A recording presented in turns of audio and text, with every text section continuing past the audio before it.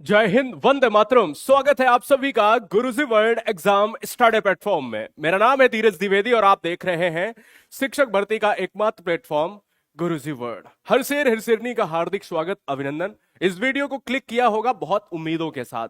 बहुत से बच्चे, बहुत से परिवार, बहुत से ऐसे लोग हैं जो टेट अनिवार्य वाले हैं। मैं आपसे कहता हूं कि आपका एग्जाम सीटेट बहुत महत्वपूर्ण है। पैनिक होने की जरूरत है नहीं आपको, ये बहुत आसान है। आसान ये है कि ये जानना चाहिए कि कुछ भी पढ़ना नहीं है। देखिए, पढ़ने से पहले ये जरूरी है कि क्या नहीं पढ़ना है। तो इसलिए हर बहन हर भाई का स्वागत तो है। आपका भाई धीरज द्विवेदी बहुत नॉर्मल वे में आपका एग्जाम निकलवा देगा। पहली बार हो तो समझ लो, आज के इस वीडियो में पहली क्लास लेने वाला हूं। धैर्यपूर्वक समझना। जिसको बिल्कुल नहीं आता है, जिसको आता है, दोनों के लिए क्लास है। और सी टेट एग्जाम में क्वेश्चन कैसे पूछता है, बिल्कुल जीरो से लेकर चलूंगा। Are you ready? तो दो हम मॉडल पेपर स्टार्ट करेंगे। हर बहन हर भाई का स्वागत, हर गृहिणी का स्वागत, किसी भी उम्र दराज के हो आपका हार्दिक अभिनंदन है टीचिंग प्लेटफॉर्म में। गुरुजी वर्ल्ड एग्जाम स्टडी में आपका भाई धीरज द्विवेदी बार बार ये कहता है, कोई भी चीज पढ़ाऊंगा फिगर से पढ़ाऊंगा। जहां पर मुझे लगेगा कोई भी चीज होगी तो वो फिगर से होगी, ठीक है ना। जहां पर भी मुझे लगेगा तो वो फिगर से होगी, जहां पर भी लगेगा वो फिगर से होगी। तो भाई देखो, इतना आसान बना दे दूंगा इस क्लास को, बस आपको टिके रहना है। दो मॉडल पेपर करा दूंगा, एक एक कॉन्सेप्ट समझ आ जाएगा। गुरुजी वर्ल्ड एग्जाम स्टडी का एप्लीकेशन डाउनलोड कर लेना है। मार्केट से सावधान रहना है। मैं बैच से पहले एग्जाम को क्रैक कराने पर फोकस करता हूं। मार्केट की चीजों से अवेयर रहना है। आप समझदार हो, आप उस उम्र में हो। आओ शुरू से स्टार्ट करेंगे। बस Guruji world exam study application download कर लेना, ठीक है।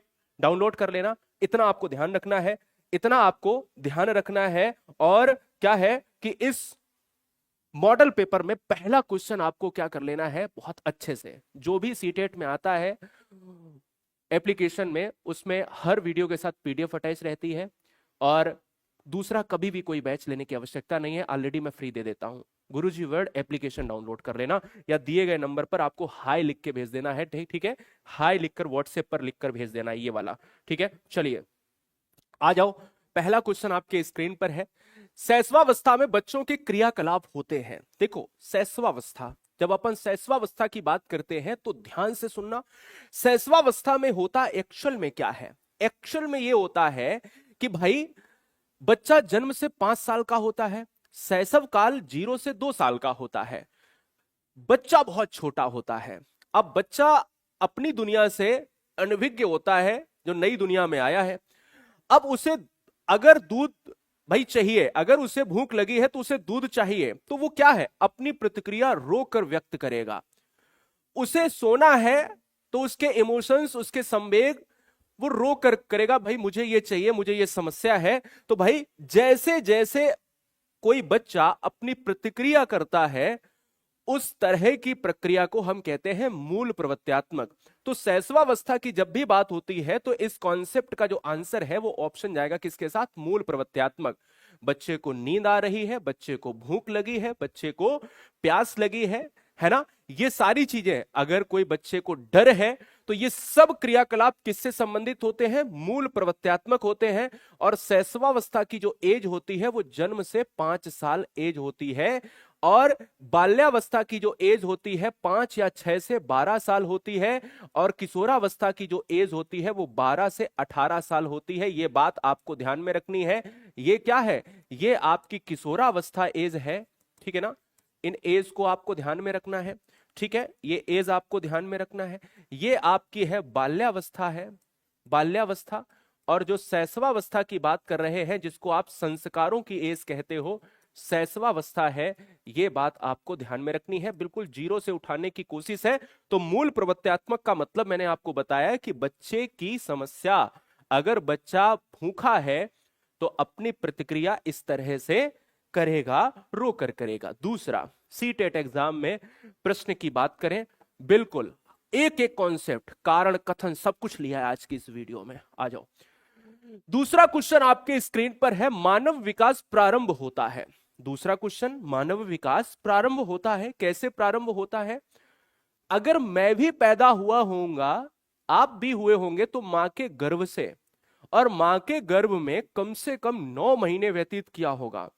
वो भले ही 8 महीने में आप है ना, आपको जल्दबाजी थी और आप 8 महीने में भाई मैं तो दुनिया में जाऊंगा, 8 महीने में अपन आ गए एकदम बवाल मचाने लगे, बवाल काट रहे हैं ना, टेट की तैयारी करनी है, तो 8 महीने में भी बच्चे आ जाते, 7 महीने में भी बच्चे आ जाते। फिलहाल अगर मैं बात कर रहा हूं, मानव विकास प्रारंभ होता है दोस्तों, हर बहन हर भाई समझ ले, यानी मां से बड़ा कोई नहीं होता, ध्यान रखना। 9 महीने पेट में, है ना, बड़ी समस्या भाई, कैसे झेला, है ना, कुछ भी खाया नहीं, है ना, जो मन हुआ वो भी नहीं खा सकते, क्योंकि तुम्हारी चिंता थी, हमारी चिंता थी। मानव विकास का प्रारंभ होता है, आप गर्भावस्था से प्रारंभ होता है। तो जब आप गर्भावस्था की बात करते हो, तो जब डेवलपमेंट की बात करेंगे तो उसको आंसर जाएगा किसके साथ, बी के साथ जाएगा। बात को समझ गए, बी के साथ जाएगा। अब जब आप गर्भावस्था में थे तो क्वेश्चन बनते हैं दो, यानी जो आप गर्भकाल की जब बात करते हो तो गर्भकाल कितने टाइम का होता है, 280 डेज का होता है। ये बात याद रखना, ये बुक का है, ये बात याद रखना, 9×27 9 महीने, लेकिन 280 डेज आपका एग्जाम में क्वेश्चन आ चुका है, 9 माह या फिर क्या 280 डेज।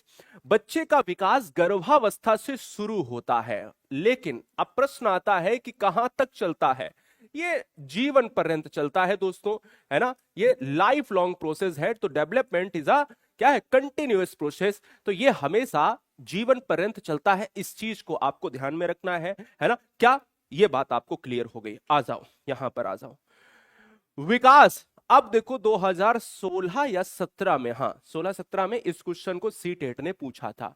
इसमें क्या है, इसमें आपको परेशान होने की आवश्यकता नहीं। सबसे बड़ी बात यह है, देखो कोई भी टॉपिक होगा, आज तो मैं क्वेश्चन करा रहा हूं, कोई भी टॉपिक होगा इतना आसान से चित्र के साथ मैं समझाता हूं, मेरे से कुछ भी नहीं होता, इसलिए आपको बहुत आसानी से मैं करवा दूंगा, इतना आप भरोसा रखो अपने अपने भाई धीरज द्विवेदी पर। विकास कहां से शुरू होता है और कहां की तरफ जाता है? देखो विकास शुरू होता है एक्चुअल में, अगर आप इस क्वेश्चन को यहां देखो फिगर में आपको समझाऊंगा। विकास एक्चुअल में जनरल टू स्पेसिफिक जाता है। जनरल टू स्पेसिफिक का मतलब क्या होता है? जनरल टू स्पेसिफिक का मतलब होता है सामान्य से विशिष्ट की तरफ।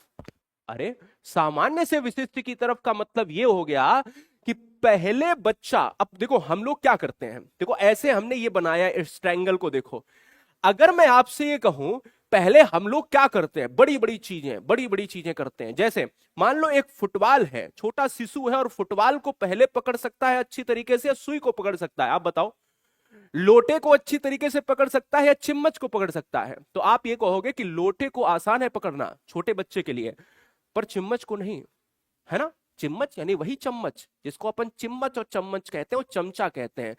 पर अगर मैं कह दूं कि भाई फुटबॉल या सुई, तो आप कहोगे फुटबॉल बच्चे के लिए। तो ऐसे बड़ी चीजों से जब छोटे की तरफ आते हैं, बड़े चीजों से लेकर यानी बड़े कार्य से लेकर हम फिर बारीक की तरफ चलते हैं। बारीक जैसे हमने चैप्टर पढ़ लिया, अब उसको डीप में जा रहे हैं, तो यही है सामान्य से विशिष्ट दोस्तों। तो आंसर क्या हो जाएगा? विकास हमेशा सामान्य से विशिष्ट की तरफ चलता है, जनरल टू स्पेसिफिक चलता है। बात क्लियर है?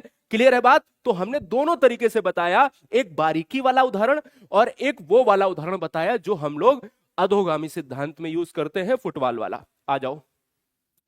विकास का सिरा पदाभिमुख दिशा सिद्धांत व्याख्या करता है कि विकास इस प्रकार आगे बढ़ता है। अब मेरी बात को समझना, आप परेशान बिल्कुल नहीं होना इस क्वेश्चन को देखकर। देखो हमारा विकास और तुम्हारा विकास बिल्कुल सेम तरीके से होता रहा है। कैसे होता रहा है जान लो। इसमें यह कह रहा है सिरा पदाभिमुख सिद्धांत। सिरा पदाभिमुख का मतलब होता है सिर से पैर की तरफ। अब सिर से पैर की तरफ का मतलब समझते हो ना? इसका मतलब है कि विकास यहां से चलेगा और पैर की तरफ जाएगा। आओ चित्र के माध्यम से सीखता हूं। ये देखो, विकास के दिशा के सिद्धांत दो होते हैं, हमेशा दिमाग में बैठाना। विकास के दिशा के सिद्धांत हमेशा दो होते हैं प्यारे। एक होता है यानी हमारे और आपके या दुनिया के जितने भी बच्चे हैं, दुनिया में जितने भी क्या है इंसान हैं, पुरुष और महिलाएं, मेल और फीमेल, उन सबका विकास सिर से लेकर पैर की तरफ होता है, एक सिद्धांत। और केंद्र से लेकर बाहर की तरफ होता है। कैसे होता है सर? समझिए, सिर से लेकर पैर की तरफ होने का मतलब है कि पहले जब मैं पैदा हुआ, आपको ध्यान थोड़ा सा ध्यान दिलवाता हूं, पैदा हुआ, ट्रिकी वे है थोड़ा, तो आपने सिर हिलाया, धड़ हिलाया, धीरे धीरे आप एकदम से तो चलने नहीं लगे, सबसे बाद में काम किसका आया? पैरों का काम आया। धीरे धीरे आप घुटुओं के बल चले, दीवार पकड़ी और फिर पैर, फिर आप दौड़े, है ना? तो सिर से पैर की तरफ। तो यही कह रहा, सिरा पदा, सिर का मतलब है सिर और पदा का मतलब है पैर, तो आंसर क्या हो गया? सिर से पैर की तरफ। इतना ही आंसर था, आसान था, कोई दिक्कत वाली बात थी नहीं। ठीक है, तो सिर से पैर की तरफ मैंने मार दिया। तो सिरा पदाभिमुख सिद्धांत, एक सिफेलोकैडल होता है, एक प्रॉक्सिमोडिस्टल होता है, एक केंद्र से बाहर की तरफ होता है। यह बात आपको ध्यान में रखनी है। आ जाओ, बच्चों के संदर्भ में विकास के अंतर्गत क्या आता है? केवल गुणात्मक परिवर्तन, केवल मात्रात्मक परिवर्तन, गुणात्मक मात्रात्मक दोनों। आओ इसको भी यहां पर फिगर से समझते हैं। देखो, फिगर से समझने से पहले बता दें कि जो एक गुणात्मक परिवर्तन होता है, गुणात्मक परिवर्तन होता है दोस्तों, और एक मात्रात्मक परिवर्तन होता है। गुणात्मक और मात्रात्मक क्या होता है समझो, कि आप विकास की बात करते हो तो ये दोनों ही पक्ष आते हैं, गुणात्मक और मात्रात्मक परिवर्तन दोनों ही आते हैं, सी विकल्प हो जाता है। पर जब आप कहते हो मात्रात्मक, मात्रात्मक अभिवृद्धि जो होती है, यानी जो वृद्धि होती है, जैसे हमारी लंबाई का बढ़ना, ये हम माप सकते हैं इंची टेप से, सेंटीमीटर में, है ना? तो वो मात्रात्मक है। हमारी संख्या, हमारा वजन क्या है, हमारी लंबाई क्या है, ये हम माप सकते हैं, इसको कहते हैं मात्रात्मक। विकास दोनों होता है, मात्रात्मक गुणात्मक दोनों होता है। Way of learning, way of working, way of working का मतलब हो गया कि हम किस तरह से कार्य करते हैं, हमारी कार्यशैली क्या है। हम गुणात्मक, उसे हम गुणात्मक कहते हैं, वे ऑफ वर्किंग, हमारी कार्यशैली क्या है। तो शारीरिक, मानसिक, सामाजिक, तो विकास क्या है? विकास मात्रात्मक और गुणात्मक है, वृद्धि मात्रात्मक है। यही प्रश्न आपसे पूछ रहा था कि विकास क्या है, गुणात्मक और मात्रात्मक दोनों है। बोलो यहां कंफ्यूजन, एक पॉइंट का कंफ्यूजन नहीं आने दूंगा। आ जाओ, निम्नलिखित में कौन सा सूक्ष्म गत्यात्मक, अब नए नए वर्ड, कुछ बहने कुछ भाई नए नए वर्ड यहां शब्द सुन रहे होंगे। मैं कहता हूं बड़ा आसान है, इसको भी चित्र से बता दूं, बिल्कुल बताऊंगा। ये सूक्ष्म गत्यात्मक क्या है जो कहते हैं इंग्लिश वाले, तो उसको कहते हैं फाइन मोटर स्किल। दो आपके गत्यात्मक कौशल होते हैं, एक फाइन मोटर स्किल होता है, एक ग्रॉस मोटर स्किल होता है। फाइन मोटर स्किल को सूक्ष्म गत्यात्मक कहते हैं और ग्रॉस मोटर स्किल को स्थूल गत्यात्मक या फला फला फला। आ जाओ जरा देखते हैं। देखो भाई, सूक्ष्म गत्यात्मक का मतलब क्या हो गया? सूक्ष्म का मतलब छोटा, है ना, यही तो होता। और दूसरा है आपका स्थूल गत्यात्मक, स्थूल का मतलब क्या हो गया? बड़ा। जब हम अपने शरीर, देखो हमारे अपने हाथों पर आ जाना, जब हम अपने शरीर की छोटी मांसपेशियां यूज करें तो वो सूक्ष्म गत्यात्मक। जरा देखो इसमें सबसे छोटा क्या कर सकते हैं? लिखना, कूदना, दौड़ना, तैरना, किसमें कम ताकत लग सकती है? छोटी मांसपेशी क्या है? लिखना हो जाएगा दोस्तों, केवल उंगलियों का इस्तेमाल। अगर हम कह दें हम अपने शरीर की बड़ी मांसपेशी का यूज करते हैं, उसे हम ग्रॉस मोटर स्किल कहते हैं, स्थूल गत्यात्मक कहते हैं। जैसे जैसे दीवार पे खड़े हैं और कूद गए, है ना, तैराकी, स्विमिंग, साइकिलिंग, है ना, रनिंग, ये क्या है? जिसमें बड़ी मांसपेशी कार्य करे, ज्यादा एनर्जी लगे, वो स्थूल है। और सूक्ष्म में क्या? जैसे तुम चित्र बना रहे, जैसे तुम लिख रहे, जैसे तुम पेज को कैंची से काट रहे, ये क्या है? जैसे पेंटिंग कर रहे, जहां पर हाथ का इस्तेमाल होगा। प्यारे, क्लियर है? आ जाओ जरा इसको देखते हैं। एक तरफ है ग्रॉस मोटर स्किल, एक तरफ है फाइन मोटर स्किल। हिंदी वाले बच्चे समझ लें, इसको कहते हैं आप, इसको क्या कहते हैं? सूक्ष्म मोटर स्किल। और इसको क्या कहते हैं? स्थूल मोटर स्किल। स्थूल में क्या होता है? आप देखो, एक लेडी है, गर्ल है, वो रोपिंग कर रही है ना, यानी जो आप रस्सी को कूद रही, और एक साइकिलिंग, ज्यादा ताकत, बड़ी मांसपेशी, यहां पर पेंटिंग हो रही है, यहां पर लिखा जा रहा है, तो सूक्ष्म हो गया। तो सूक्ष्म में हमेशा छोटी गतिविधि। एक नंबर पक्का हो जाता। सीटेट एक क्वेश्चन यहां से पूछता है। आ जाओ, बाल मनोविज्ञान के आधार पर कौन सा कथन सर्वोत्तम है? कौन सा कथन सर्वोत्तम है, आपको जवाब देना है। हां, बहुत बढ़िया। एक एक कॉन्सेप्ट को, इस वीडियो को सेव करके रख लेना। 60 क्वेश्चन कर लिए, तुम्हें पता चल जाएगा कि सीटेट क्या लेवल पूछता है।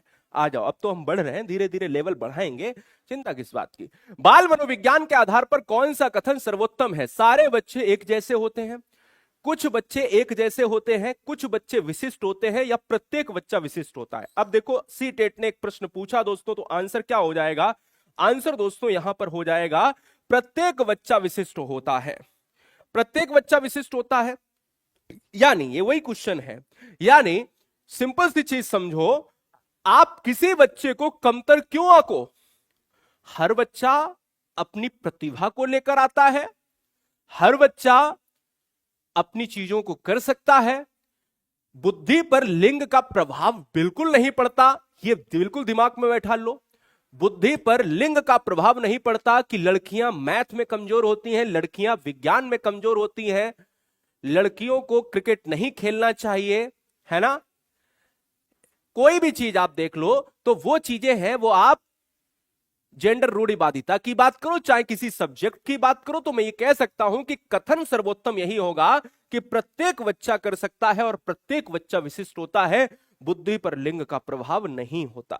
अगला क्वेश्चन, विकास की किस अवस्था में बुद्धि का अधिकतम विकास होता है? 2-3 प्रश्न बनते हैं यहां पर। अगर मैं आपसे पूछूं, क्या है, अगर मैं आपसे पूछूं, एक देखो क्वेश्चन 9 नंबर से 100% हर बार बन रहा है। 8 नंबर देखो, विकास की किस अवस्था से बुद्धि का अधिकतम विकास होता है? देखो सबसे तीव्र, अगर आपसे पूछा जाए कि किस अवस्था में तीव्र विकास होता है, तो वो होता है आपका शैशवावस्था में। अगर आपसे पूछा जाए कि अधिकतम विकास किसमें होता है, अधिकतम, अधिकतम का मतलब इससे ज्यादा कुछ नहीं, अधिकतम विकास जो होता है वो किसमें होता है? वो आपका किशोर अवस्था में, तो आंसर जाएगा 3rd के साथ। इसमें थोड़ी मंद गति जरूर, मंद थोड़ा जरूर पड़ता है, और यहां पर 18 साल तक आते आते बच्चे का जो विकास होता है वो 100% हो जाता है। पूछा जाए शैशवावस्था में बच्चे का कितना प्रतिशत विकास हो जाता है, पता है आपको? ये बहुत महत्वपूर्ण है। 1 to 5 जो ईयर होती है, 0 से 5 साल, उसमें 90% बच्चे का जो मेंटल डेवलपमेंट है ना, मानसिक स्थिति है, वो डेवलप हो जाती है दोस्तों। अब यहां पर अगर मैं बात कर लेता हूं, तो सबसे तीव्र विकास अगर चित्र में आप देखोगे, तो सबसे तीव्र विकास कहां पर होगा? सबसे तीव्र विकास दोस्तों यही होगा, शैशवावस्था में, है ना। आप यहां की बात कर सकते हो दोनों की। अब यहां पर आप किशोरावस्था में ये आपका अधिकतम विकास हो जाएगा, मैक्सिमम लेवल तक जाएगा, तो आंसर किसके साथ? 3rd के साथ हो जाएगा। यही मैंने बताने की कोशिश करी। यहां से सीटेट एक क्वेश्चन पूछता है, जरा ध्यान देना। देखो वीडियो में ताका झाकी मत करना, है ना, कि भाई क्या हो रहा है यहां पर, प्रसाद बट रहा है। मेरी बहनों से, मेरे भाइयों से बस निवेदन ये रहेगा कि तुम यार कितने भी उम्र के हो, तुमसे बेहतर कोई नहीं है ना। बस तुम्हें क्या ना, थोड़ा सा टाइम देना होगा, आराम से हो जाएगा। पर ना ताका झाकी, मटेरियल को कम रखना। अगर आप ये सक्षम है चुनने में कि आप कर सकते हो, तो हमारे साथ बस मेहनत कर लेना। मुझे आपसे कुछ नहीं चाहिए, मुझे आपसे वो भी वाहवाही नहीं चाहिए कि हम रिजल्ट में आपको क्रैक करा के और हम आपसे कहें कि मेरे लिए ये कर दो, या मैं आपको ये कहूं कि मैंने पढ़ाया था। नहीं, आप ऑलरेडी सर्वज्ञ हैं, लेकिन मैं तुम्हें थोड़ा सा सपोर्ट करूंगा, पुश करूंगा, चिंता नहीं करना। सामाजिकरण के 2 कारक होते हैं, सोशलाइजेशन के 2 फैक्टर होते हैं, एक होता है प्राइमरी और एक होता है सेकेंडरी। देखो प्राथमिक में क्या आता है, इसको यही समझ लेना। एक क्वेश्चन तैयार हो जाएगा सीटेट का, क्या हो जाएगा? एक क्वेश्चन तैयार हो जाएगा।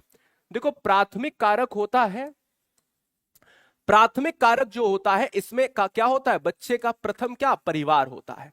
प्राथमिक कारक में परिवार और पास पड़ोस आता है। ये कम से कम 2 चीजें हमेशा याद रखना, ठीक है। प्राथमिक में 2 चीजें हमेशा याद रखना। इस तरह के 2 क्वेश्चन इसी वीडियो में हैं, अभी समझ लोगे तो आगे आने वाला क्वेश्चन अपने आप समझ जाओगे।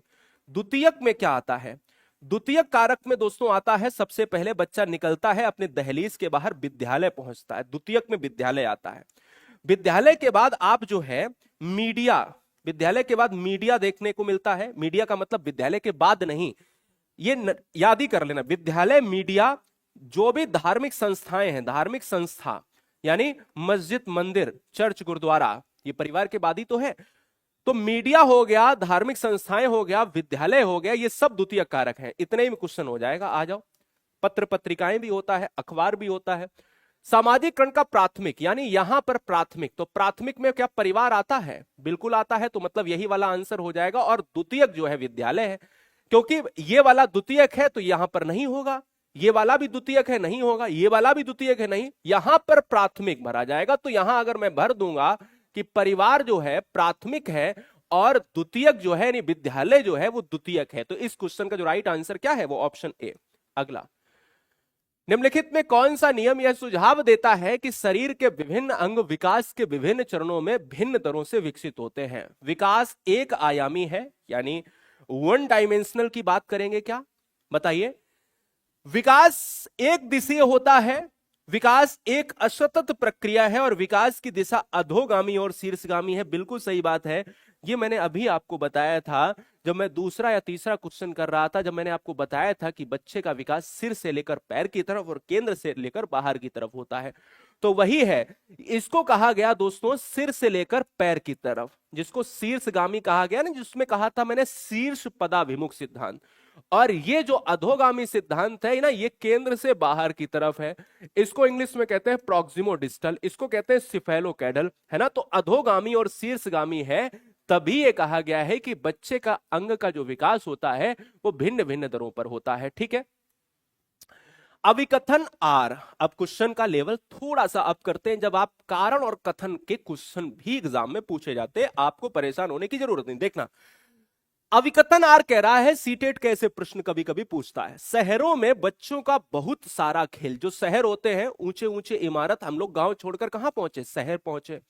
और जब हम गांव छोड़कर हम पहुंचे छोटी छोटी माचिस जैसे बॉक्स में रहने लगे, यानी फ्लैट में रहने लगे। माचिस मैच बॉक्स ही तो है, जहां फ्लैट में रहने लगे, तो हमने कहा शहरों में बहुत सारे ऐसे खेल हैं जो रियलिटी टीवी शो पर आधारित हैं, यानी उनकी जिंदगी उतनी ही बची जैसे बहुत सारे खेल टीवी शो हैं उन पर आधारित हैं। इन दोनों परिवार और साथियों के अलावा मीडिया बच्चों के सामाजिकरण एक महत्वपूर्ण माध्यम बनता जा रहा। जो मीडिया है, अब इनके अलावा अगर देखा जाए तो परिवार और जो मीडिया है वो क्या, परिवार और साथियों के अलावा, परिवार और साथियों के अलावा जो है मीडिया बच्चों के सामाजिकरण का एक महत्वपूर्ण। पहले क्या होता था, बहुत सारे मित्र मिलते थे, अब क्या होता है, मित्र है नहीं, समय है नहीं और खेल का मैदान है नहीं, इसलिए मीडिया द्वितीयक कारक। मैंने कहा ठीक है, तो ये दोनों ही बहुत महत्वपूर्ण है और इसकी व्याख्या भी कर रहा है, क्योंकि जो खेल है वो अक्सर कर साथी को छोड़कर महत्वपूर्ण साधन के रूप में मीडिया कार्य कर रहा है, आपस में कनेक्टेड है और व्याख्या भी कर रहे, दोनों सही है। क्लियर है? जरा यहां देखना, कोई भी दिक्कत वाली बात यहां है नहीं, कोई भी समस्या वाली बात है नहीं। ठीक है, ये बात दिमाग में आपको बैठा लेनी है। चलो, हाँ क्या दिक्कत है? बिल्कुल भर सकते हो राजीव कुमार जी, कोई दिक्कत वाली बात नहीं है, कोई समस्या वाली बात नहीं। आ जाओ पहले, पियाजे द्वारा अधिगम को सुगम बनाने के लिए निम्नलिखित में कौन से कारक महत्वपूर्ण माने जाते हैं? अब इस क्वेश्चन को करने के लिए पियाजे का सिद्धांत आना चाहिए। अगर पियाजे का सिद्धांत नहीं है तो भी कोई बात नहीं, YouTube पर हर पार्ट को बढ़िया से 10-10 मिनट के वीडियो में हम पढ़ा देंगे, वहां से क्वेश्चन आ जाएगा। पहले देख लो बिना पियाजे के सिद्धांत को कैसे करें। शिक्षक की गतिशीलता पॉजिटिव है, हाँ बिल्कुल सही है। विविध सामग्रियों का प्रावधान, बिल्कुल सही बात है। बच्चे को पढ़ाना है तो कैसे आप पढ़ाओगे, किन सामग्री से पढ़ाओगे। मध्य स्तरीय नवीन अनुभव, बच्चे को पढ़ाओगे तो नवीन अनुभव प्रदान कराओगे या नहीं कराओगे, डिपेंड्स ऑन यू। सकारात्मक और नकारात्मक पुनर्वलन, ये क्या है, पुनर्वलन जो है सुनिश्चित करना। देखो ये वाला विकल्प गलत हो जाएगा, क्योंकि नकारात्मक पुनर्वलन नहीं सकारात्मक हो सकता था, इसलिए 1, 2, 3 वाला विकल्प सही हो जाएगा। जहां तक पॉजिटिव चला वहां चला, जहां निगेटिव आया मैंने क्रॉस कर दिया। क्लियर है? अगला क्वेश्चन, बाल्यावस्था की प्रमुख मनोवैज्ञानिक विशेषता क्या है? अब आप दिमाग लगाओ, बाल्यावस्था एज कितनी होती है? पहले क्वेश्चन में बताया कि जो चाइल्डहुड एज है यानी बाल्यावस्था, कुछ नहीं करना, दिमाग लगाना, बाल्यावस्था की एज कितनी है मुझे बस इतना बताओ। आप बाल्यावस्था की एज की बात करते हो 5 साल या 6 साल से 12 साल इसकी एज होती है। अब तुम बताओ मुझे 5 साल से 6 साल के बीच में, 5 साल से 12 साल के बीच में तुम सब क्या करते थे या मैं क्या करता था? इस वीडियो को लाइक करके चैनल को सब्सक्राइब कर लेना, क्योंकि ये टीचिंग एग्जाम्स का प्लेटफॉर्म है, आपके लिए बनाया, और अगर आप नहीं होंगे तो हम किसे पढ़ाएंगे, सिंपल सी चीज। मनोवैज्ञानिक विशेषता क्या? दूसरों पर निर्भरता। देखो, जब दूसरों पर निर्भरता होती है कि हम दूसरों पर निर्भर हैं, अरे हमें गोदी में रहना है, बच्चा इस एज में गोदी में रहेगा क्या? नहीं। गोद में रहेगा क्या? नहीं। ये वाली स्टेज जो होती है वो शैशवावस्था की होती है, बच्चा छोटा होता है। सामूहिकता की भावना। अब देखो, एक है अनुकरणात्मक प्रवृत्ति, ये वाला भी नहीं है। धार्मिकता, ये वाला भी नहीं है, क्योंकि बच्चा धर्म की तरफ जब जाता है, जब परेशान होता है, कहता है नहीं अब तो डर है, भगवान कुछ कर लो, अल्लाह कुछ कर लो, है ना। मंदिर जाता है, मस्जिद जाता है, नौकरी लग जाए, प्रसाद चढ़ाता है, किशोरावस्था। आंसर जाता है बी के साथ, 2 के साथ, सामूहिकता की भावना। बाल्यावस्था में तुम इस एज में ना ग्रुप बनाते, तुम्हारा गैंग था, एक गैंग था। गैंग एज किसे कहते हैं? चाइल्डहुड को। गैंग एज किसे कहते हैं? चाइल्डहुड को कहते हैं, जिसमें बच्चे अपने मित्र बनाते हैं, है ना। मित्र बनाते हैं, गैंग बनाते हैं, टोली बनाते हैं, इसलिए आपको याद रखना है। तो आंसर किसके साथ जाएगा? 2 के साथ जाएगा। अगला, तो अगला क्वेश्चन मैंने क्या बोला? मैंने यही है कि इस उम्र में एक गैंग बनाते हैं जिसमें सामूहिकता की भावना होती है। यही वाला क्वेश्चन है 13 नंबर जो मैंने अभी बताया यहां पर। ठीक है, आ जाओ। किसके सिद्धांत में भाषा बच्चों के संज्ञानात्मक विकास में महत्वपूर्ण भूमिका निभाती है? देखो, भाषा क्या है? भाषा क्या है भाई? कॉपी पेस्ट मत करो प्लीज, आप दे सकते हो, आप पढ़ो तो आप आराम से दे सकते हो, कोई दिक्कत वाली बात नहीं। देखो, किसके सिद्धांत में भाषा बच्चों के संज्ञानात्मक विकास में महत्वपूर्ण भूमिका निभाती है? आप समझो, ये सिद्धांत जो है ना, ये सिद्धांत किसने दिया? हमारे महारथी वाइगोत्स्की साहब ने। कभी बच्चों को, कभी तुम लोग क्या करते हो ना, कुछ पहले जिस टॉपिक में पूरी जानकारी अच्छे से नहीं होती है, उस टॉपिक में आप देखना यहां पर बहुत से आंसर ऐसे हो रहे हैं जो जीन पियाजे आ रहे हैं, आंसर जाएगा ए के साथ। रीजन है यही, ऐसे यही सीटेट करता है। इसने संज्ञानात्मक शब्द तो लिखा, पर आगे क्या लिखा है कि बच्चों में भाषा। अब मेरी बात को समझना, भाषा कौन महत्वपूर्ण मानता था? भाषा किसके हिसाब से महत्वपूर्ण है? तो ये बात याद रख लेना, आज के बाद भूलना मत। वाइगोत्स्की साहब ये कह के गए हैं कि भाई भाषा बहुत जरूरी है, भाषा पहले आते हैं, विचार बाद में आते हैं। ये वाइगोत्स्की कह के गए। जीन पियाजे के अनुसार भाषा गौड़ है, भाषा नहीं है दोस्तों। इनके अनुसार विचार महत्वपूर्ण है। जब प्रश्न में यहां विचार लगा होता तब आंसर बी हो जाता। विचार महत्वपूर्ण किसके अनुसार है? पियाजे के अनुसार। तो संज्ञानात्मक विकास को देखकर यह तुरंत नहीं पियाजे ही हो जाएगा। संज्ञानात्मक विकास वाइगोत्स्की ने चर्चा की है, पर उसमें भाषा को अहम किसने माना है? भाषा को अहम माना है दोस्तों, वाइगोत्स्की ने माना है। तो इसलिए यहां आंसर जाएगा ए के साथ। राइट ना दोस्तों? क्लियर हो गया? अब नहीं गड़बड़ होना चाहिए। अगला क्वेश्चन, वाइगोत्स्की के अनुसार, अब देखना मेरी बात, वाइगोत्स्की और पियाजे, यहां पर देखो, पियाजे कहते थे कि बच्चे का भैया जो विकास होगा ना, वो जैसे जैसे बढ़ेगा, जैसे जैसे बढ़ेगा उम्र के दरमियान हो जाएगा। वाइगोत्स्की कहते ना जी ना, ना बाबा ना, पियाजे साहब तुम गलत हो। और पियाजे चाचा से कह दिया कि तुम गलत हो, मेरी सुनो। वाइगोत्स्की कहते हैं कि पियाजे साहब, बच्चा उम्र के दरमियान बड़ा नहीं होता, बच्चा बड़ा होता है सोशल इंटरेक्शन से।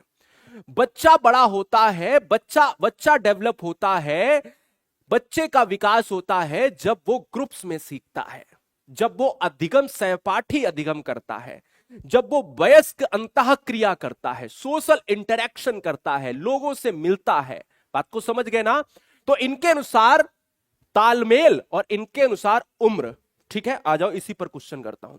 वाइगोत्स्की के अनुसार क्या है, जरा क्वेश्चन कर लेता हूं फटाक से। समझ आ रहा ना? एक बार बता दो, रेड हार्ट भेजकर बता दो कि तुम्हें मेरी भाषा समझ में आ रही। अगर मैं भाषा को समझाने में सक्षम हो गया तो मेरा भाई जन्म लेना भाई क्या हो जाएगा? सफल हो जाएगा, है ना। मैं अपने आप को धन्य मान लूंगा। धन्य तो हुई जब आप जैसे हैं। वाइगोत्स्की के अनुसार बच्चे किस प्रकार सीखते हैं? प्रतियोगिताओं के द्वारा। मैंने नहीं बोला साथियों के साथ बातचीत करके, पुरस्कार के लिए गलत बात, उद्दीपन प्रतिक्रिया। आंसर जाएगा बी के साथ। मैंने कहा सोशल इंटरैक्शन। प्यारे, सोशल इंटरैक्शन का मतलब है कि लोगों से अंतः क्रिया। सोशल इंटरैक्शन का मतलब है तालमेल। सोशल इंटरैक्शन का मतलब है सहपाठी अधिगम या सहपाठी बातचीत। Answer is option number B. अगला आ जाओ, चाइल्ड सेंटर्ड एजुकेशन की बात करेंगे। टाइम थोड़ा ज्यादा ले रहे हैं ना, कोई बात नहीं, पहली क्लास है, धुआं धुआं करेंगे। हम रात का जगराता भी चलाते हैं सीटेट में, टेट हो सीटेट हो उड़ा देंगे। मेरे साथ रात में आना, मैं जब पढ़ाऊंगा 10 बजे से लेकर 1 बजे 2 बजे 3 बजे तक रात में। रात तो अपनी है, दीवाना बना देंगे तुमको, चिंता नहीं करना। एक बाल केंद्रित कक्षा में बच्चे निष्क्रिय नकलची के रूप में होते हैं, गलत। बाल केंद्रित कक्षा क्या होती है? चाइल्ड सेंटर्ड एजुकेशन, एनईपी भी कहती है, एनसीएफ भी कहती, कहता बच्चा शिक्षा का केंद्र है, बच्चे को ही केंद्र में रखकर शिक्षा दी जानी चाहिए। और मैं कहता हूं कि बाल केंद्रित है क्या? आओ जरा देखते हैं। ज्ञान के निर्माण में सक्रिय रूप से लगे हुए हैं, निष्क्रिय नहीं। एक बार निष्क्रिय नहीं, उत्तरों की प्रतिलिपि तो नकल हो गया। आंसर इज ऑप्शन बी, ज्ञान के निर्माण में सक्रिय। भाई जो निगेटिव है, जो निगेटिव है, देखो निष्क्रिय निगेटिव होता, निष्क्रिय निगेटिव होता, उत्तरों की प्रतिलिपि ये नकल होती है। आंसर इज बी हो जाएगा, सक्रिय रूप से लगे हुए। अगला, अब अगर जिसने ये वाला क्वेश्चन कर लिया होगा, मैंने बताया था ना, मैंने कहा था ना 9 नंबर जिसने कहा था, 9 नंबर में फिर से समझ लो। प्राथमिक में क्या होता है? परिवार और पास पड़ोस आता है, और द्वितीयक में विद्यालय, मीडिया, धार्मिक संस्थाएं, पत्र पत्रिकाएं, सब कुछ आता है। जरा देख लो, आ जाओ क्वेश्चन करते हैं 17 नंबर। अब तो कर लेना प्लीज, रिक्वेस्ट, जरा ध्यान दो। निम्नलिखित में कौन सा द्वितीयक सामाजिकरण एजेंसी का उदाहरण है? द्वितीयक सामाजिकरण एजेंसी का उदाहरण है, जरा बताओ। द्वितीयक सामाजिकरण एजेंसी का उदाहरण है क्या? परिवार एवं पास पड़ोस है, परिवार एवं मीडिया है, विद्यालय एवं मीडिया है, विद्यालय एवं पास पड़ोस है। देखो, द्वितीयक सामाजिकरण में परिवार तो नहीं हो सकता, किसी भी कीमत में नहीं हो सकता। इस क्वेश्चन को देखो कितना आसान है करना, एक चुटकी में कर दूं। द्वितीयक पूछा है तो मुझे प्राथमिक देखना। देखो प्राथमिक यहां भी है, देखो परिवार और पास पड़ोस, प्राथमिक यहां भी है। मैंने क्वेश्चन का आंसर अपने आप निकाल दिया। तो क्वेश्चन के आंसर, अगर मेरे साथ आप रहोगे तो क्वेश्चन का आंसर करने के 2 तरीके बताऊंगा। एक तो आपको बताऊंगा कि क्वेश्चन को कट करके कैसे करते हैं, और एक क्वेश्चन का आंसर बताऊंगा ट्रिकी वे में कैसे करते हैं। चलो बस बने रहो भी। पियाजे के अनुसार संज्ञानात्मक विकास की तृतीय अवस्था कौन सी है? अब आते हैं कि पियाजे के अनुसार तृतीय। अब मुझे अगर क्रम नहीं पता होगा तब तक हम कैसे मारेंगे? देखो, जब आप बात करते हो तो इनका क्रम है। इन्होंने कितनी अवस्थाएं दी हैं आप बताओ? इन्होंने 4 अवस्थाएं दी हैं। पियाजे के अनुसार, पियाजे ने कौन सा सिद्धांत दिया है? संज्ञानात्मक सिद्धांत दिया है ना, कॉग्निटिव डेवलपमेंट। संज्ञानात्मक सिद्धांत में 4 अवस्थाओं का जिक्र किया है। 4 अवस्थाओं में पहली अवस्था है संवेदी गामक अवस्था, सेंसरी मोटर स्टेज। संवेदी गामक अवस्था जो है ना, ये कौन कितने, जन्म से 2 साल, जन्म से 2 साल तक। दूसरी जो स्टेज है वो है पूर्व संक्रियात्मक, क्या है? पूर्व संक्रियात्मक स्टेज, 2 से 7 साल। तीसरी अवस्था जो है वो आपकी है मूर्त संक्रियात्मक, मूर्त संक्रियात्मक अवस्था 7 से 11 साल। और चौथी अवस्था जो है यह है अमूर्त संक्रियात्मक। कल को कोई भी आपसे पूछे तो यहां पर क्या हो जाएगी? यहां पर हो जाएगी 11 साल से ऊपर की अवस्था। तो यहां तीसरी अवस्था पूछी है। अब बोले कि सर तीसरी तो है ही नहीं, यहां है तो तीसरी ये वाली। तो संवेगात्मक, संवेदी गामक को संवेदनात्मक भी कहते हैं, और अमूर्त संक्रियात्मक को औपचारिक भी कहते हैं। इसको ही अमूर्त कहते हैं, ध्यान रखना। इसको ही संवेदी कहते हैं, ध्यान रखना, है ना। तो आंसर क्या हो जाएगा? 3rd स्टेज पूछी थी। अगला, अब आ जाओ 19 नंबर पर आ जाओ, फटाक से बताएंगे। प्यारे साथियों, प्यारी बहनें, प्यारे भाई, अभिकथन ए कहता है शिक्षकों को बच्चों को आकलन करने के लिए, बच्चों का जो आकलन है, बच्चों का आकलन करने के लिए विभिन्न प्रकार की आकलन तकनीक और विधियों का प्रयोग करना चाहिए। बच्चे के आकलन के लिए आप विभिन्न पैमाने, विभिन्न पैटर्न प्रयोग करो, ये कथन कह रहा है। मैं कहता हूं बिल्कुल सही बात है। दूसरा भी पढ़ लेते तब आते हैं। कारण, रीजन कहता है कोई भी एक मूल्यांकन तकनीक बच्चे की प्रगति और विकास के बारे में सही जानकारी देने में सक्षम नहीं है। बिल्कुल सही बात है। तो ये दोनों ही सही हैं और व्याख्या भी कर रहे हैं, क्योंकि विभिन्न तरीके से हम इस चीज को, विभिन्न तरीके से बच्चों के ज्ञान को आकलित करेंगे। और क्यों करेंगे? क्योंकि कोई एक तकनीक जो है ये नहीं बता सकती कि बच्चा कितना होशियार है। है ना, कोई ऐसा तो है ही नहीं। तो इसलिए हमारा आंसर जाएगा ऑप्शन नंबर ए के साथ। जरा देखता हूं क्वेश्चन नंबर 20 में आप कितना दिमाग लगाते हो, कितना टाइम लगाते हो। लॉक किया जाए। निम्नलिखित में कौन सी स्थिति सीखने के लिए आकलन को नहीं दर्शाती है? सीखने के लिए आकलन को नहीं दर्शाती है तो आप देखिए, छात्र सक्रिय रूप से सोचते हैं कि वे कहां जा रहे हैं, वे कहां हैं, वे कहां जा रहे हैं और वह कहां पहुंचे या कैसे पहुंचे। कहता है आकलन को नहीं दर्शाती है। एक पॉइंट को इसको यहां पर कर लो, गोले में डाल लो, ठीक है। शिक्षक सीखने की सुसाधित करने के लिए रचनात्मक गुणात्मक प्रतिक्रिया देते हैं और प्रदर्शन बढ़ाने के लिए छात्रों के बीच लगातार तुलना की जाती है। रचनात्मक मूल्यांकन के कई तरीके जैसे सहकर्मी और स्व मूल्यांकन का उपयोग किया जाता है। दोस्तों एक सी ऑप्शन पर नजर डालो। सी ऑप्शन में कह रहा है कि बच्चों के बीच में लगातार तुलना। जब भी क्वेश्चन में देखो, एक ट्रिक नोट करो, जब भी क्वेश्चन में नेगेटिव चीज पूछी जाए तो आंसर नेगेटिव। जब भी ट्रिक नंबर 2 पॉजिटिव चीज पूछी जाए तो आंसर पॉजिटिव। यहां नेगेटिव है आपको क्या? अब आप बताओ, अगर कोई क्लासरूम है 10 से 15 बच्चों की, तो क्या आप बच्चों में तुलना करोगे? नहीं, तुलना नहीं करनी, किसी कीमत में नहीं करनी है। तो तुलना आपको बिल्कुल नहीं करनी है, यह बात आपको ध्यान में रखना है। लगातार तुलना करना है, निगेटिव होता है। बच्चों में कंपैरिजन नहीं होना चाहिए किसी भी तरह से। अगला, समावेशी शिक्षा के लिए क्या जरूरी है? समावेशी शिक्षा के लिए लचीला शिक्षा शास्त्र, लचीला शिक्षा शास्त्र जरूरी है। बताओ, क्या अगम्य इमारत जरूरी है? अमान्य मानसिकता जरूरी है? मानकीकृत पाठ्यक्रम? जिसको समावेशी शिक्षा नहीं पता है उनको बता दें, इसको कहते हैं इंक्लूसिव एजुकेशन कहते हैं। ये क्या है कि इंक्लूसिव एजुकेशन अंग्रेजी रूपांतरण है और इसमें होता क्या है कि समावेशी शिक्षा बड़े आसान शब्दों में पूछो, जैसे हम लोग कभी जाते रहे स्कूल में, और जब स्कूल में जाते रहे तो कोई जाति का बच्चा है वो भी मेरे साथ बैठता था, कोई काला गोरा है वो भी बैठता था, कोई लड़का लड़की है वो भी बैठता था, सारे लोग बैठते थे कि नहीं? तो जब किसी बिना भेदभाव के सारी शिक्षा एक ही छत के नीचे बिना भेदभाव के हर जाति हर धर्म का बच्चा अगर एक साथ पढ़ रहा है, वही समावेशी शिक्षा है। लचीला शिक्षा शास्त्र होता है इसमें। आंसर इज ऑप्शन ए जाएगा। मानकीकृत हमेशा निगेटिव टर्म होता है, कभी नहीं लेने की आवश्यकता, ये बात याद रखना। निगेटिव है, निगेटिव है, निगेटिव है, प्रश्न पॉजिटिव तो आंसर पॉजिटिव, ये आपको लगाना है। अगला, निम्नलिखित में कौन सी दिव्यांगता सामाजिक संचार में, एक क्वेश्चन पक्का कर लो यहां पर, मैं आपको बता रहा हूं बहुत आराम से। जीवन में आपको कोई दूसरी वीडियो नहीं देखने की आवश्यकता, ये क्वेश्चन एग्जाम में इतना पूछा जाता है, बस लैंग्वेज बदलता है। सर जी देखना, मेरी बात को समझना। कहता है संचार, सामाजिक संचार में चुनौती। आपके आसपास आपने देखा होगा कि बहुत से ऐसे हम उम्र के लोग होते हैं जो होशियार तो हैं पर वो अपनी बात नहीं कह सकते।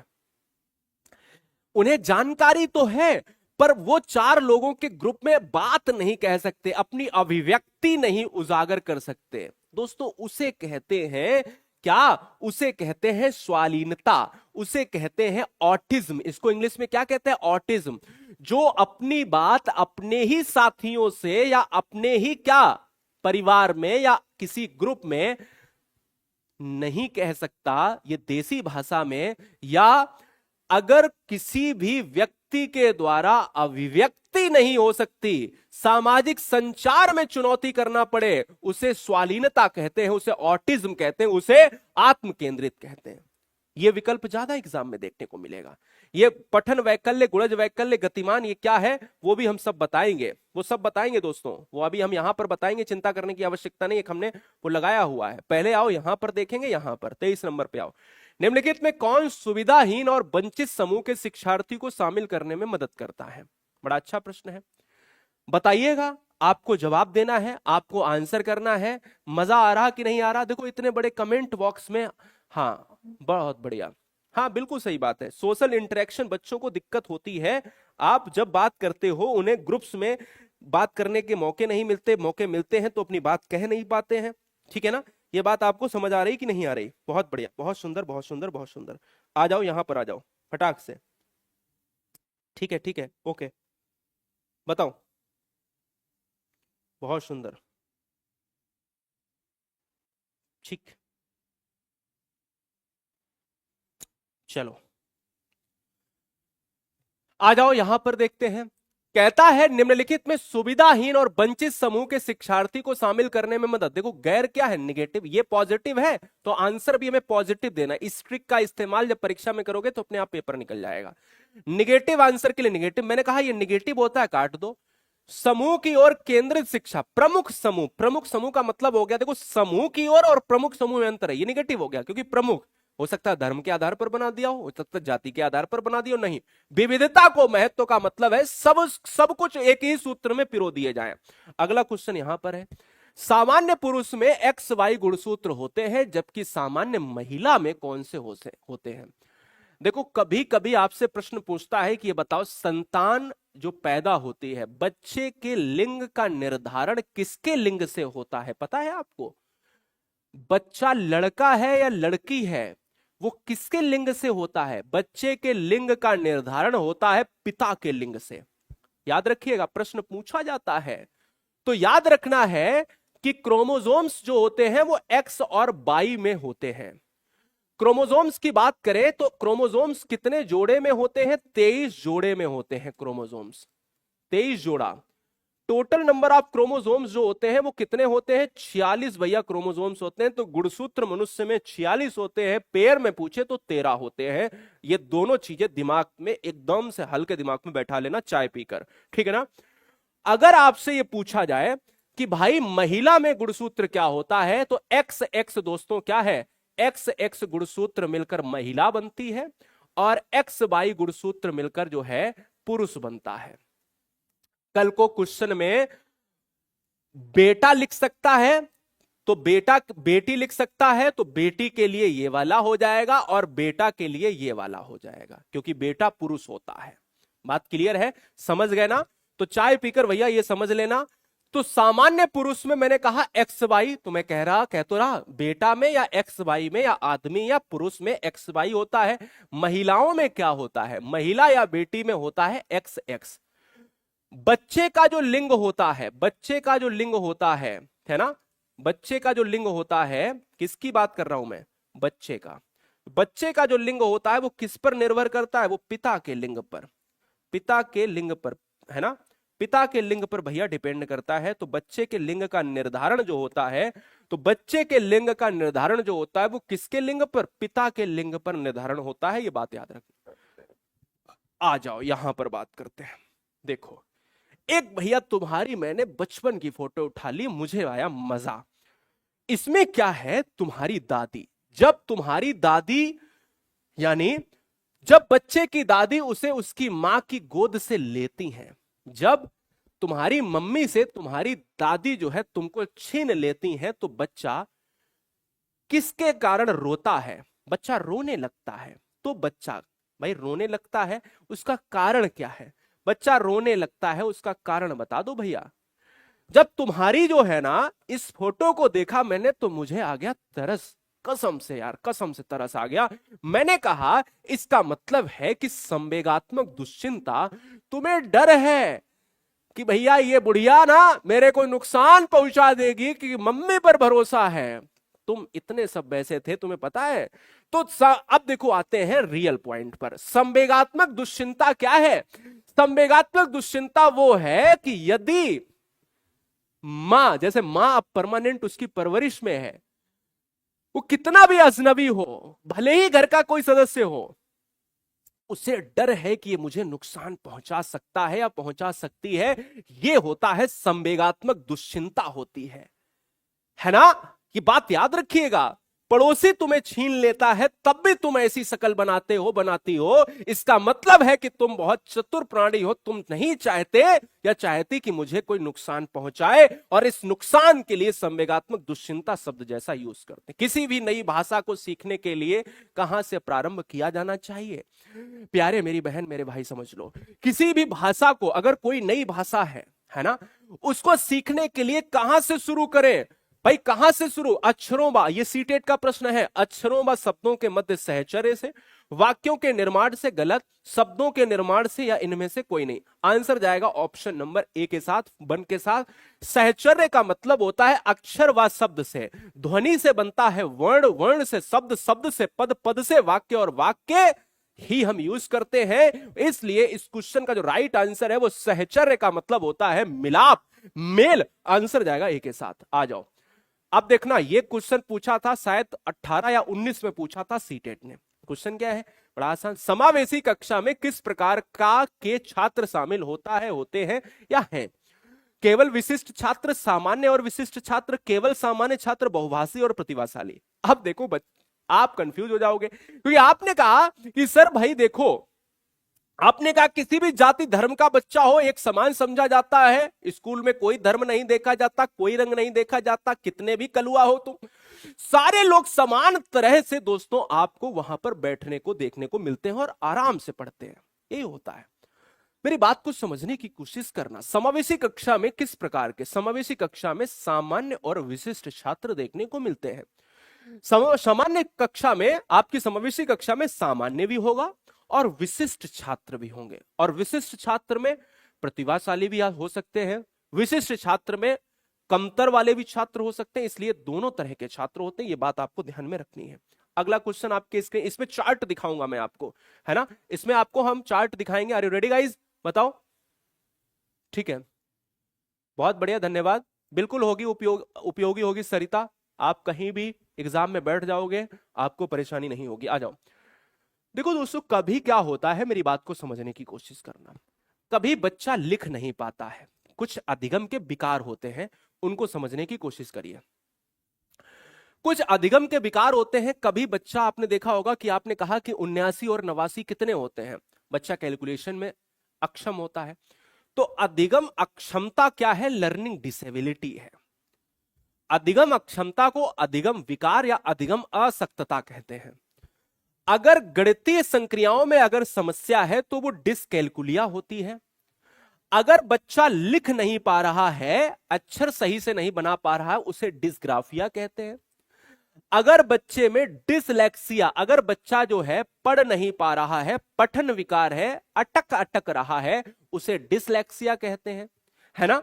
जरा एक अगर हम देख लेते हैं यहां पर चार्ट, जब हम चार्ट की बात करते हैं तो थोड़ा सा आप आओगे, यहां पर एक चार्ट मैं आपको दिखाता हूं। क्या दिखाता हूं? एक चार्ट मैंने कहां रख दिया भाई? अरे आजा, मिल्ला मिल्ला मिल्ला प्यारे, ये देखो, आ जाओ। भाषा संबंधी अफेजिया, भाषा संबंधी अक्षमता को क्या कहते हैं? जैसे अगर आप अपनी बात आप बोल नहीं पा रहे हो, आपको बोलने में समस्या है, जैसे क्वेश्चन अभी जो मैं कराऊंगा उसको ध्यान देना। अगर तुमसे क्वेश्चन में आ जाए कि भाषा संबंधी अक्षमता को क्या कहते हैं, तो डिस्फेजिया कहते हैं या अफेजिया कहते हैं। पढ़ने संबंधी विकार डिसलेक्सिया कहते हैं। कैसे याद करोगे मैं बता देता हूं। ये बताओ, लक्स का साबुन तुमने मंगाया, है ना, और बच्चे से कहा कि भैया ऐसा है यार, तुम मेरे लिए ये लो 10 रुपया और लक्स का साबुन ले आओ, और 1 रुपया भैया ले लेना, उसकी टॉफी ले लेना, है ना।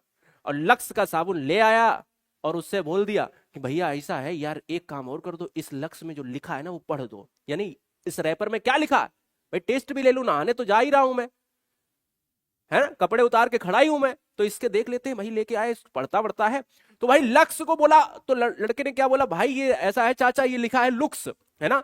तो मैंने क्या ट्रिक बना दी यहां से, उसने कहा लुक्स। यानी बच्चा अगर पढ़ने में, बच्चे को पढ़ने में समस्या है, तो देखो यहां लेक्सिया आ रहा है, पढ़ने संबंधी क्षमता हो गई, है ना, कि ऐसा है, अभी और पढ़ो जाके, ये लो लक्स का रैपर, और भाई सूंघते हुए निकल जाओ, जाओ, बड़ी अच्छी इसमें जो है स्मेल आ रही, ठीक। अब डिस्ग्राफिया की बात करें, इसको ट्रिक देखो। ग्राफ का मतलब, ग्राफ कैसे बनाओगे? अरे भाई ग्राफ कैसे बनाओगे? ग्राफ ऐसे ही तो बनाओगे। ग्राफ कैसे बनेगा? ग्राफ ऐसे बनेगा, कैसे बताओ? ऐसे बनेगा, ऐसे बनेगा, ऐसे बनेगा, ऐसे ऐसे ऐसे ऐसे बनेगा। बोलो, ग्राफ तो ऐसे बनेगा ना। और जब ग्राफ ऐसे बनेगा तो इसका मतलब है ग्राफ लिखकर बनेगा, तो ये हो गया लिखने संबंधी विकार। अब आ जाते हैं डिसकैलकुलिया। जो तुम्हारा कैलकुलेटर होता है वो क्या करता है? रोटी बनाता है क्या? नहीं नहीं, रोटी नहीं बनाता है, वो बनाता है आपके डिजिट पर खेलता है। अगर तुम कैलकुलेशन नहीं कर पा रहे हो तो गणना संबंधी क्षमता कभी नहीं भूलोगे। डिस्प्रैक्सिया है चित्रांकन, और डिसआर्थोग्राफिया है, इनको भी बताऊंगा, टाइम आने दो, है ना। चित्रांकन संबंधी डिस्प्रैक्सिया है और वर्तनी संबंधी अक्षमता है ये। अब आ जाओ क्वेश्चन पर, जरा ध्यान दे लेना इस पर, नहीं तो फिर क्वेश्चन हो जाएगा गलत। आ जाओ यहां पर, निम्नलिखित में अधिगम अक्षमता सुसंगत रूप से लिखने की क्षमता को दर्शाता है। लिखने की क्षमता को दर्शाता है। भाई लिखने की क्षमता कैसे लिखोगे, ग्राफ कैसे बनाओगे, ग्राफ बनाओगे लिखकर। भाई एक विद इन 1 सेकेंड में आंसर लगना चाहिए तुम्हारा। क्वेश्चन आ जाओ 29 नंबर। मेरी क्लास में तुम्हें उबने नहीं दूंगा। तुम कितने भी बड़े जो है ना, हाँ उबाऊ हो, मैं तुम्हें उबने नहीं दूंगा। आ जाओ, ठीक है। शिल्पी दीक्षित, अंधे में तीर मत चलाओ। तुम्हारा एग्जाम एलटी का है और एलटी में सीडीपी आती है। दीदी थोड़ा सा सिलेबस पे है ना, थोड़ा सिलेबस पे दिमाग लगाओ। हम तलवार लेकर कूद रहे, हमें पता ही नहीं है कि हमारे सामने लड़ने वाला कौन है। इसीलिए मैं कहता हूं कि सिलेक्शन इसीलिए नहीं होता है कि मार्केट में तुमको बेवकूफ बनाने वाले बहुत हैं। कोई कहता मेरा ले लो मेरा ले लो, और अंदर जाते हो फुस हो जाता है। वो कहता गारंटेड है, गारंटी है।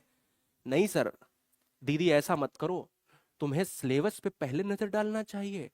एलटी ग्रेड में सीडीपी नहीं आती है, बाल विकास नहीं आती है प्यारी दीदी। आ जाओ 29 नंबर। निम्नलिखित में कौन सा अभ्यास श्रवण विद्यार्थी के सफल समावेशन में बाधा उत्पन्न करेगा? बाधा उत्पन्न करेगा। विद्यार्थी को अपने आप से बात करके लिए यानी करके सोचने दें। ठीक है, अपने आप से बात करो और फिर सोचने दें।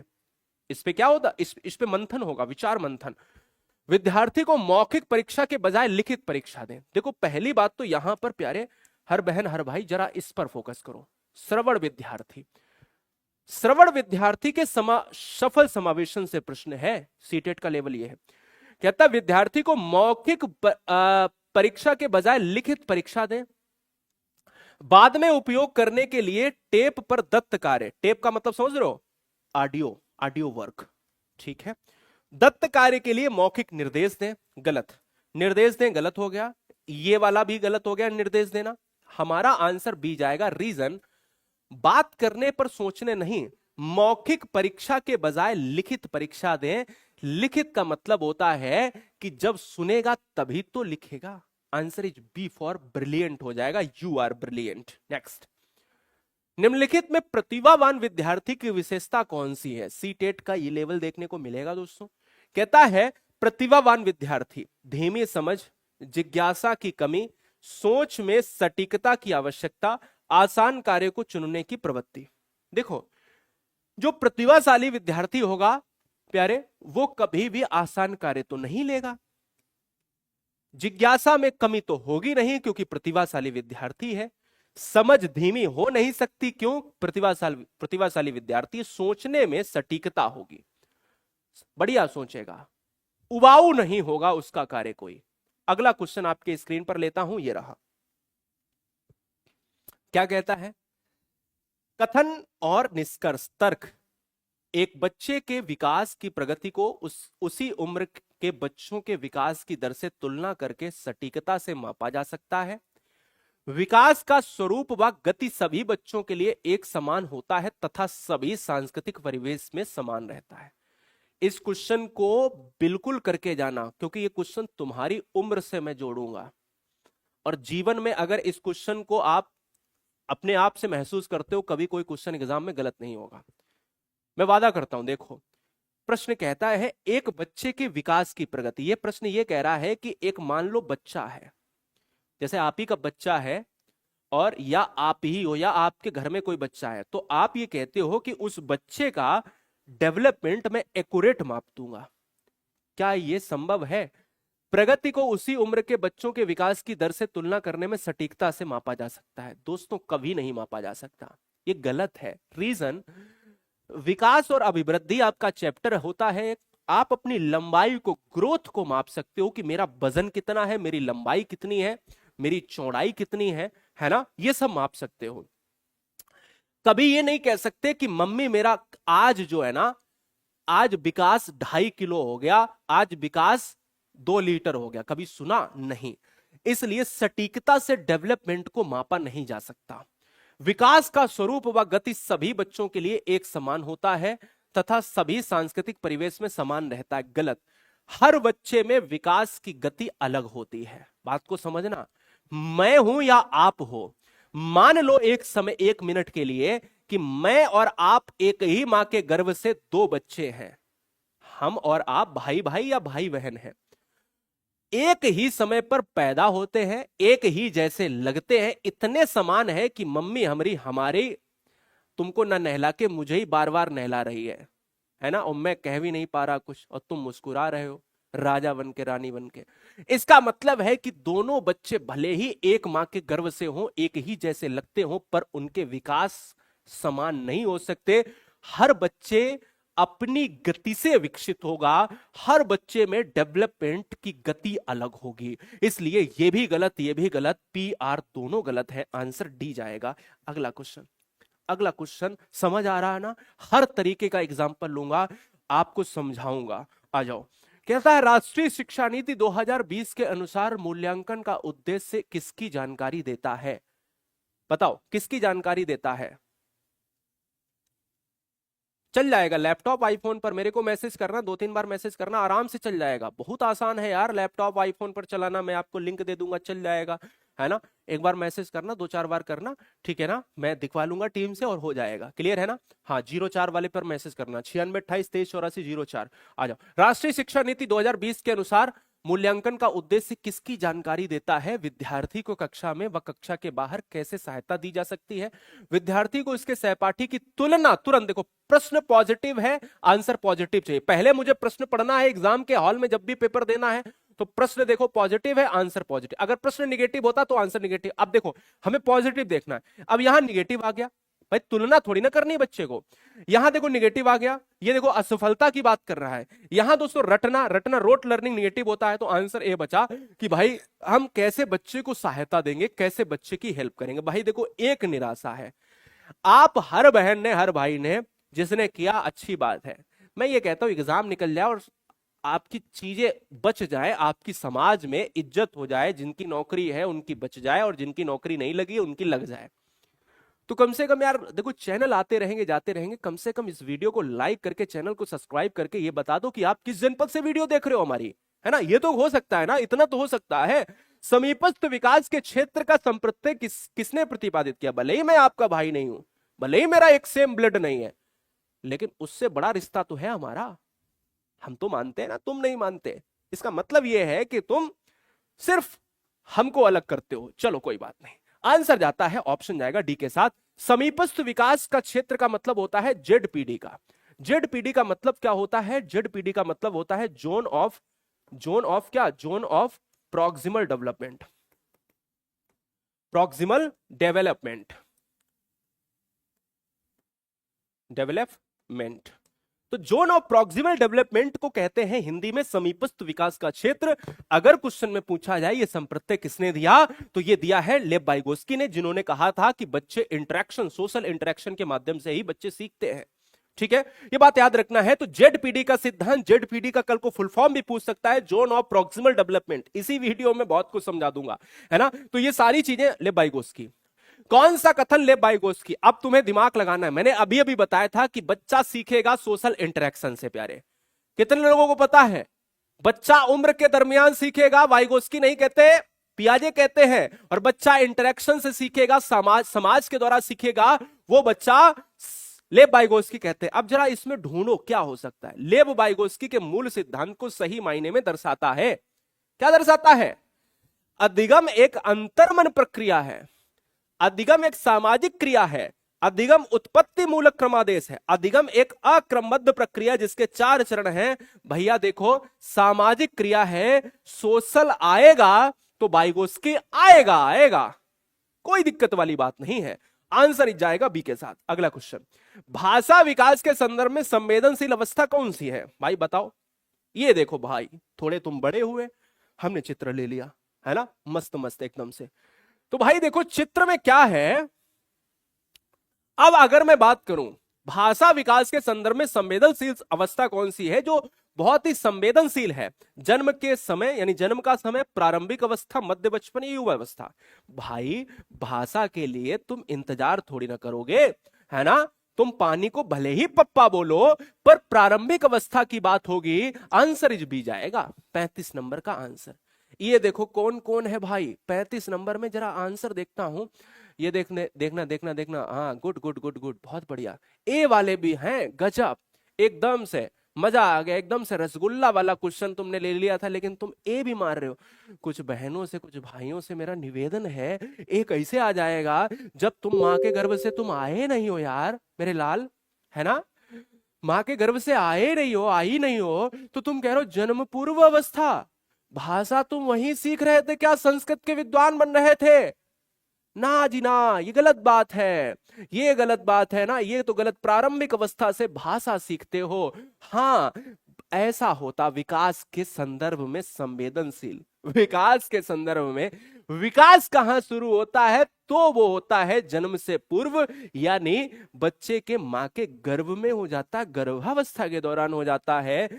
भाई ठीक है, आर्यभट्ट और पाणिनि नहीं बनने की आवश्यकता है। अगला क्वेश्चन है, परिवार में आरंभ होने वाली वह प्रक्रिया जिसमें बच्चे अपनी व्यक्तिगत पहचान जानना शुरू करते हैं, भाषा सीखते हैं और आरंभिक संज्ञानात्मक कौशल विकसित करते हैं, क्या कहलाती है? बताओ प्यारे। देखो, हम और आप जब छोटे थे तो हम दहलीज के अंदर रहते थे, और हमने अपने चीजों को कैसे सीखा? क्योंकि हमारी गुरु रही है पहली माँ, और हमारा विद्यालय रहा है मेरा परिवार, है ना? तो बच्चे का पहला विद्यालय परिवार होता है, और बच्चे की पहली गुरु माँ होती है। तो ये सारी चीजें हमने कहाँ सीखी? हमने अपने घर में दहलीज के अंदर सीखी, और इसे कहा गया प्रारंभिक समाजीकरण कहा गया। इसलिए जब हम आंसर की बात करेंगे तो हमारा आरंभिक संज्ञानात्मक कौशल जो विकसित हुआ है, वो आंसर ए के साथ। ये सीटेट में क्वेश्चन आया, लगातार क्वेश्चन एग्जाम में बन रहा, थोड़ी भाषा चेंज करता है और डाल देता है। अब जरा देखना, अगला क्वेश्चन आपके स्क्रीन पर है, बहुत बढ़िया, बहुत बढ़िया। अच्छा, एक एक मैं आपसे एक वो लेना चाहूंगा, कमेंट लेना चाहूंगा। इस क्लास को आप थोड़ा बहुत समझ पा रहे हैं? हम कमेंट लेना चाहेंगे आपका। ये क्लास थोड़ी बहुत आपको अच्छी लग रही है? क्यों ऐसा पूछ रहा हूं? क्योंकि इससे भी बेहतर क्लास मैं कर पाऊं आगे, मैं कर पाऊं, मैं सोच पाऊं कि चीजें हम शुरू से लेकर अंत तक कैसे ले जा सकते हैं। ठीक है? एक बच्चा जो आंशिक रूप से, देखो, एक बच्चा जो आंशिक रूप से देख सकता है, मतलब ये अगर आप देखो कि मान लीजिएगा कि बच्चे की आंखें तो देखने में तो ठीक लग रही हैं, पर वो देखने में थोड़ा सा कमजोर है, अंधा नहीं है, दिव्यांग पूरी तरह से नहीं है प्यारे, है ना? हर बहन हर भाई समझिएगा, उसे थोड़ा दिखता है। अब जरा देखना, क्वेश्चन पर आते हैं। ये देखो तुम्हारा मित्र है ना, ये देखो तुम्हारा मित्र है। चलो, यहां एक बच्चा जो आंशिक रूप से देखता है, उसे घर पर शिक्षा प्राप्त करने के लिए प्रेरित करना चाहिए कि ऐसा है बेटा, तुम विद्यालय नहीं जाओगे, तुम घर पर ही रहोगे।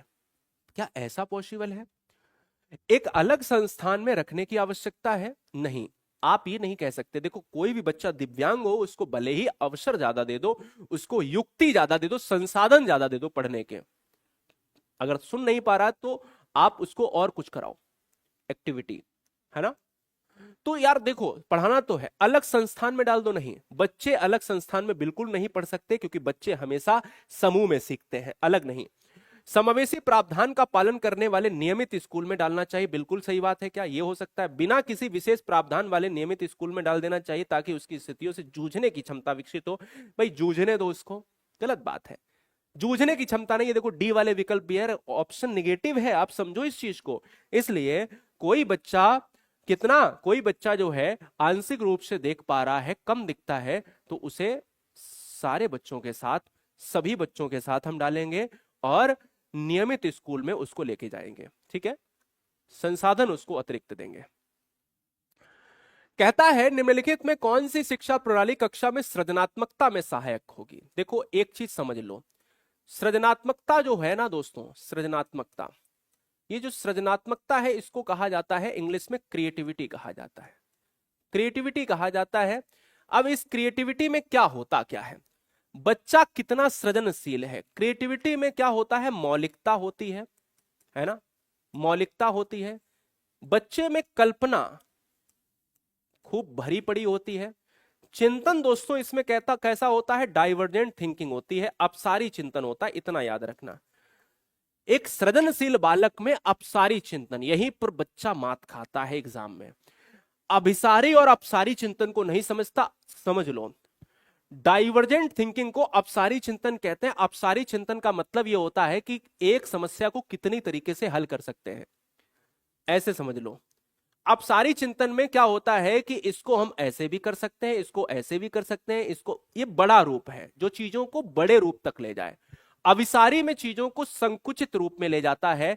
अविसारी में होता है कि जैसे भारत की राजधानी क्या है, तो दिल्ली दिल्ली दिल्ली सब बोलेंगे। अपसारी में क्या है कि तुम्हारे शहर में अगर प्रदूषण की समस्या है तो तुम क्या कर सकते हो, तो वो कोई कहेगा ये कर सकते हैं, कोई कहेगा, अलग अलग विचार बड़े लेवल पर, ब्रॉड लेवल पर। कल्पना बिल्कुल सही है, विचार मंथन बिल्कुल सही है, असहमति के प्रति सहनशीलता ये भी सही है, असहमति के प्रति सहनशीलता होनी चाहिए, पर अभिसारी नहीं होगा क्योंकि अपसारी ऑलरेडी होता है। अभिसारी चीजों को संकुचित करता है और सृजनशील बालक संकुचित थोड़ी ना होगा, ब्रॉड लेवल में जाएगा यार। तो मैं कहूंगा 1 2 4, 1 2 4 का मतलब है डी विकल्प। अगला क्वेश्चन 39 नंबर आपके स्क्रीन पर है, आपको जवाब देना है। बहुत बहुत लोग उसको इसमें विकल्प को यहां पर मार देते हैं, इस वाले क्वेश्चन को मार देते हैं, गलत नहीं भाई। यहां इसको नेगेटिव पर यहां पॉजिटिव कर दिया, ये क्वेश्चन आया हुआ, बच्चों ने खूब गलत किया, उन्होंने ए मारा। अरे नहीं भाई, किसी कीमत में नहीं ए मारना, ठीक है, ध्यान रखना इस चीज का। अगला क्वेश्चन 39 नंबर। बहुत लोग कहेंगे अरे इसका स्क्रीनशॉट लो, जाओ गूगल पे जाए, ये मास्टरवा गलत तो नहीं पढ़ा रहा। भरोसा रखो यार, तुम तक कुछ नहीं गलत पहुंचाऊंगा, तुम तक कुछ गलत नहीं पहुंचाऊंगा, इतना भरोसा रखो। निम्नलिखित में कौन सा कथन व्यक्ति के विकास की प्रक्रिया के बारे में सही है? कौन सा?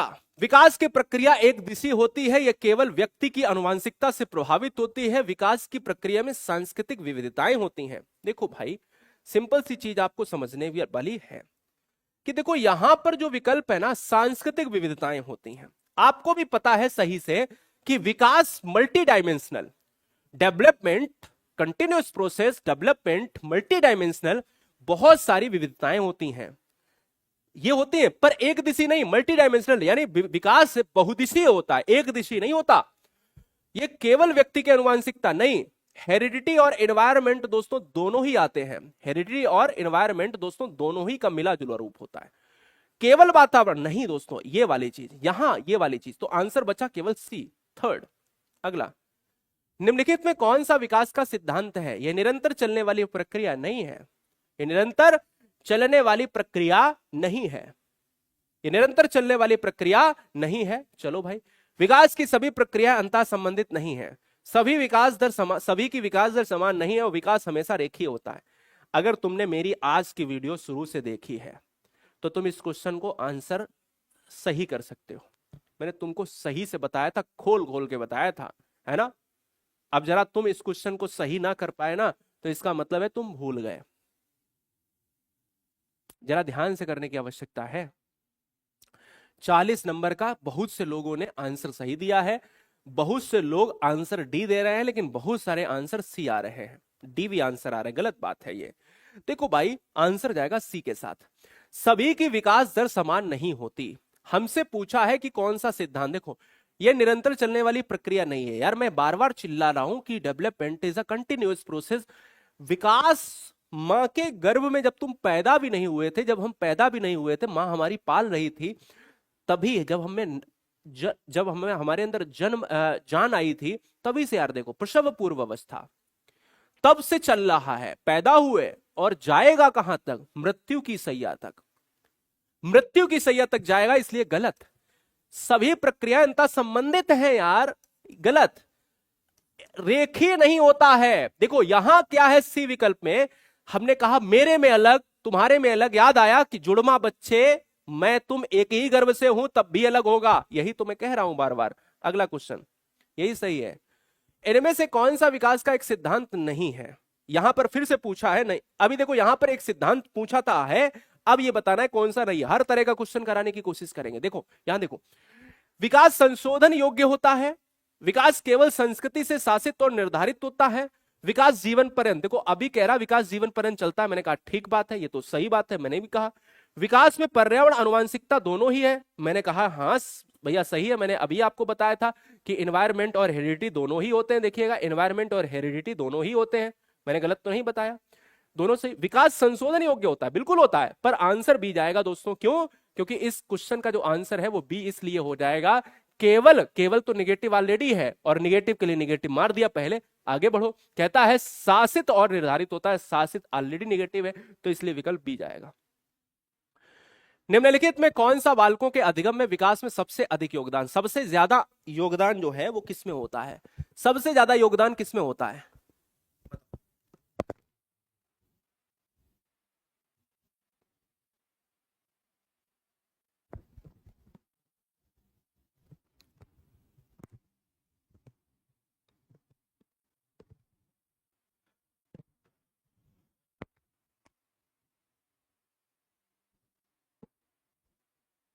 बताओ।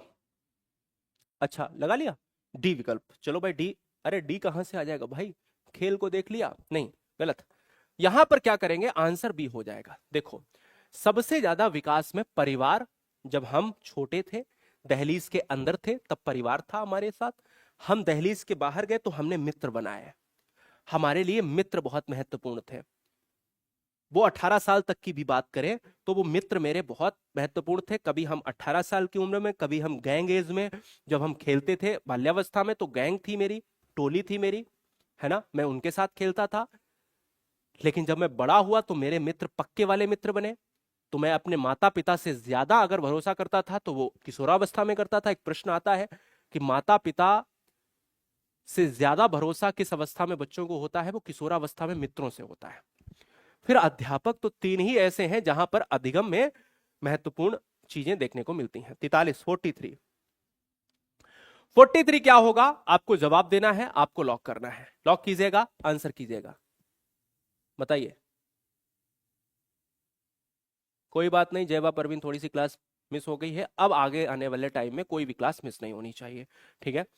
तो हम सारे सब्जेक्ट को यहां पर लेकर आएंगे। एक एक चीज याद रखना, 2016 से मैं अगर पढ़ा रहा हूं तो इतनी बात, इतना भरोसा रखना अपने भाई पर कि एक एक चीज पढ़ाऊं तो बस उसमें एनर्जी अपनी उतनी लगा देना जितनी मैं एनर्जी लगाऊं, बस इतना कर देना। एग्जाम तुम्हारे हाथ में, रिजल्ट में तुमने 90 अगर सोचे होंगे, मैं तुमको 120 का रिजल्ट दूंगा हाथ में, ठीक है ना? मैं आपको टॉपर नहीं बनाऊंगा, टॉपर तो तुम अपने मन से बन जाओगे। मैं आपको 90 अगर तुमने सोचे होंगे ना तो मैं 120 तुम्हारे हाथ में दे दूंगा। मैं इतनी बड़ी बात नहीं बोलता कि मैं तुम्हें टॉपर बना दूंगा। कक्षा में प्रिंट समृद्ध वातावरण का सृजन बहुत महत्वपूर्ण है, बिल्कुल सही बात है प्यारे, ये सही है। उपकारी वातावरण, उपकारी वातावरण को ही इंग्लिश में कहते हैं प्रिंट समृद्ध वातावरण।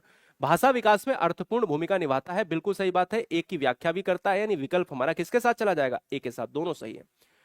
क्वेश्चन देखो 44 नंबर सीटेट में सबसे ज्यादा बार पूछा गया। क्या पूछा गया, जरा ध्यान देना। सबसे ज्यादा बार पूछा गया कि डॉट डॉट शब्द का प्रयोग जैविक अंतर के लिए होता है, जबकि डॉट डॉट शब्द का प्रयोग उन विशेषताओं और स्वभावों के लिए होता है जिसे कि एक विशिष्ट संस्कृति पुरुष और महिलाओं के लिए उपयुक्त नहीं मानती, उपयुक्त मानती है। देखो, जब आपसे जैविक अंतर की बात करेगा दोस्तों तो याद रखना है कि यहां पर आएगा लिंग आएगा। और जब आपसे पूछा जाएगा कि विशिष्ट संस्कृति, कि भाई ये काम महिलाओं के लिए तो ये काम पुरुषों के लिए, तो उसे आप कहते हो जेंडर। तो पहले क्या आया? लिंग आया, और जेंडर क्या आया? जेंडर, यानी हमारा जो है ऑप्शन जाएगा लिंग और जेंडर के साथ, ऑप्शन ए के साथ। बहुत बढ़िया, बहुत बढ़िया, अच्छा लग रहा है आपके साथ आज पढ़ाते हुए। क्वेश्चन आएगा 45। हर चैप्टर को कोशिश करी है कवर करने की। अब हम एक क्वेश्चन लेते हैं यहां पर। पहला क्वेश्चन है हमारा एनईपी से। एनईपी यानी नेशनल एजुकेशन पॉलिसी। एनईपी में क्या है? एनईपी में हम लोग 10+2 की बात करते हैं ना, है ना, 12th तक की बात करते थे। अब इस 10+2 को 5+4+4+3, यही है ना, एक बार देख लेना। 5 4 4 3 के उसमें बदल दिया गया। इसमें 3 साल आपका कहता है कि भाई प्राइमरी में, आंगनबाड़ी में जाओ, आड़ीबाड़ी में जाओ, और फिर कहता है क्लास 1 और 2 करो, है ना। 3 4 5 6 7 8 9 10 और 11 12, ऐसे ही है ना। हाँ, 2 3 4 5 6 7 8 9 10 11 12, ठीक, यही है ना। एक बार देख लेना, भूल तो नहीं रहा मैं। चलो, ये क्या कहता है? राष्ट्रीय शिक्षा नीति 2020 प्रस्तावित करती है, और प्रस्तावित करती है कि शिक्षा होनी चाहिए। शिक्षा होनी चाहिए क्या? वेधन और अभ्यास पर आधारित, वेधन और अभ्यास पर आधारित, अन्वेषण, और ये हो सकता है शिक्षक केंद्रित नहीं, क्योंकि हमें बालक केंद्रित चाहिए है। अच्छा, उल्टा तो नहीं हो गया? 5 3 3 4 तो नहीं है? एक बार देख लेना, ठीक है। परीक्षा के लिए सीखने की ओर उन्मुखता। चलो भाई, हाँ बहुत बढ़िया। एक बार मैं देख ही लेता हूं, कोई दिक्कत वाली बात नहीं, यहां पे मैं देख लेता हूं, चिंता ना करो, चिंता ना करो, नहीं तो कह रहे भाई मास्टरवा को पता नहीं है क्या। देखो, 5 3 3, अगर हम 4 करेंगे और 5 4 4 3, 1 2 3 4, 3 2 5, हाँ ये नहीं बन रहा है। चलो मैं इसको बना के देखता हूं, इसको बना के देखता हूं। सरकार कहती है कि भाई 1 2 3, ये वाला जो है ना, ये कहता है कि भाई आंगनबाड़ी में पढ़ेगा बच्चा, आंगनबाड़ी में पढ़ेगा, आंगनबाड़ी में पढ़ेगा, है ना। प्री स्कूल जिसको आप कहते हो, प्री स्कूल। अब प्री स्कूल जो कहते हो भाई, ठीक बात है, प्री स्कूल करेगा, लेकिन इसके 3 साल, और इसमें बचेगा क्लास 1 और फिर क्लास 2, ये ना क्लास 1 और क्लास 2 यहां पर पढ़ लेगा। चलो भाई देख लेता हूं इसमें, फिर क्या आएगा? क्लास 3 आएगा, क्लास 4 आएगा और क्लास 5 आएगा, 6 आएगा, 7 आएगा, 8 आएगा, 9 10 11 और 12, हाँ यही सही है। तो क्या हो जाएगा कि भाई देखो, 5 साल शुरू के जो 5 है उसमें बच्चा आंगनवाड़ी में यानी आड़ीवाड़ी में जाएगा, कितने? 3 साल जाएगा, और 2 साल बचेगा उसमें बच्चा क्लास 1 और क्लास 2 में पढ़ेगा। फिर क्लास 2 से निकलेगा, वो 3 वाले पोर्शन में जाएगा और क्लास 3 4 5 पढ़ेगा, और फिर यहां से 6 7 8 जाएगा और 9 10 11 12, है ना। ये बात याद रखना। तो ये वाला क्या हो जाएगा? 5 3 3 4 हो जाएगा। हाँ यही तो होता है, यही तो होता है, जब तक आप चीजों को 5 3 3 4। तो ये हो गया। तब इसमें क्या कहा गया कि भाई पुरानी चीजों को आप छोड़ दो। आप जो है, आप ये कहते हो कि भाई रिटर्न प्रणाली मुक्त कर दो। आप ये कहते हो कि भाई देखो, जब आप 2020 प्रस्तावित करते हो तो आप एक भाषा से मल्टी लैंग्वेज बहुभाषा की तरफ जाओ। बहुभाषा की तरफ जब आप जाते हो तो आप ये कहते हो कि भाई कोई भी बच्चा होगा, उसको सिखाने का जो माध्यम होगा वो प्रेरक अधिगम होगा। प्रेरक अधिगम का मतलब है कि बच्चे को आप अन्वेषित अधिगम के तहत डालकर और खोज उन्मुखी बनाओ, खोज उन्मुखी बनाओ। तो ये वाला विकल्प समझ आया कि पहले हम 10+2 पढ़ते थे, पहले हम 10+2 के अंतर्गत शिक्षा लेते थे, अब इसको नकारा गया और इसको करा गया कि 5 3 3 4। समझ गए? इस स्तंभ को लाना पड़ा, इसलिए थोड़ा बहुत कंफ्यूजन था। बहुत नॉर्मल चीज है, होता है। नहीं भाई, सर कह रहे हैं मुझे भी आंगनबाड़ी में पढ़ना है। अरे भाई आंगनबाड़ी में पढ़ोगे क्या? मेरे साथ चलोगे? बताओ।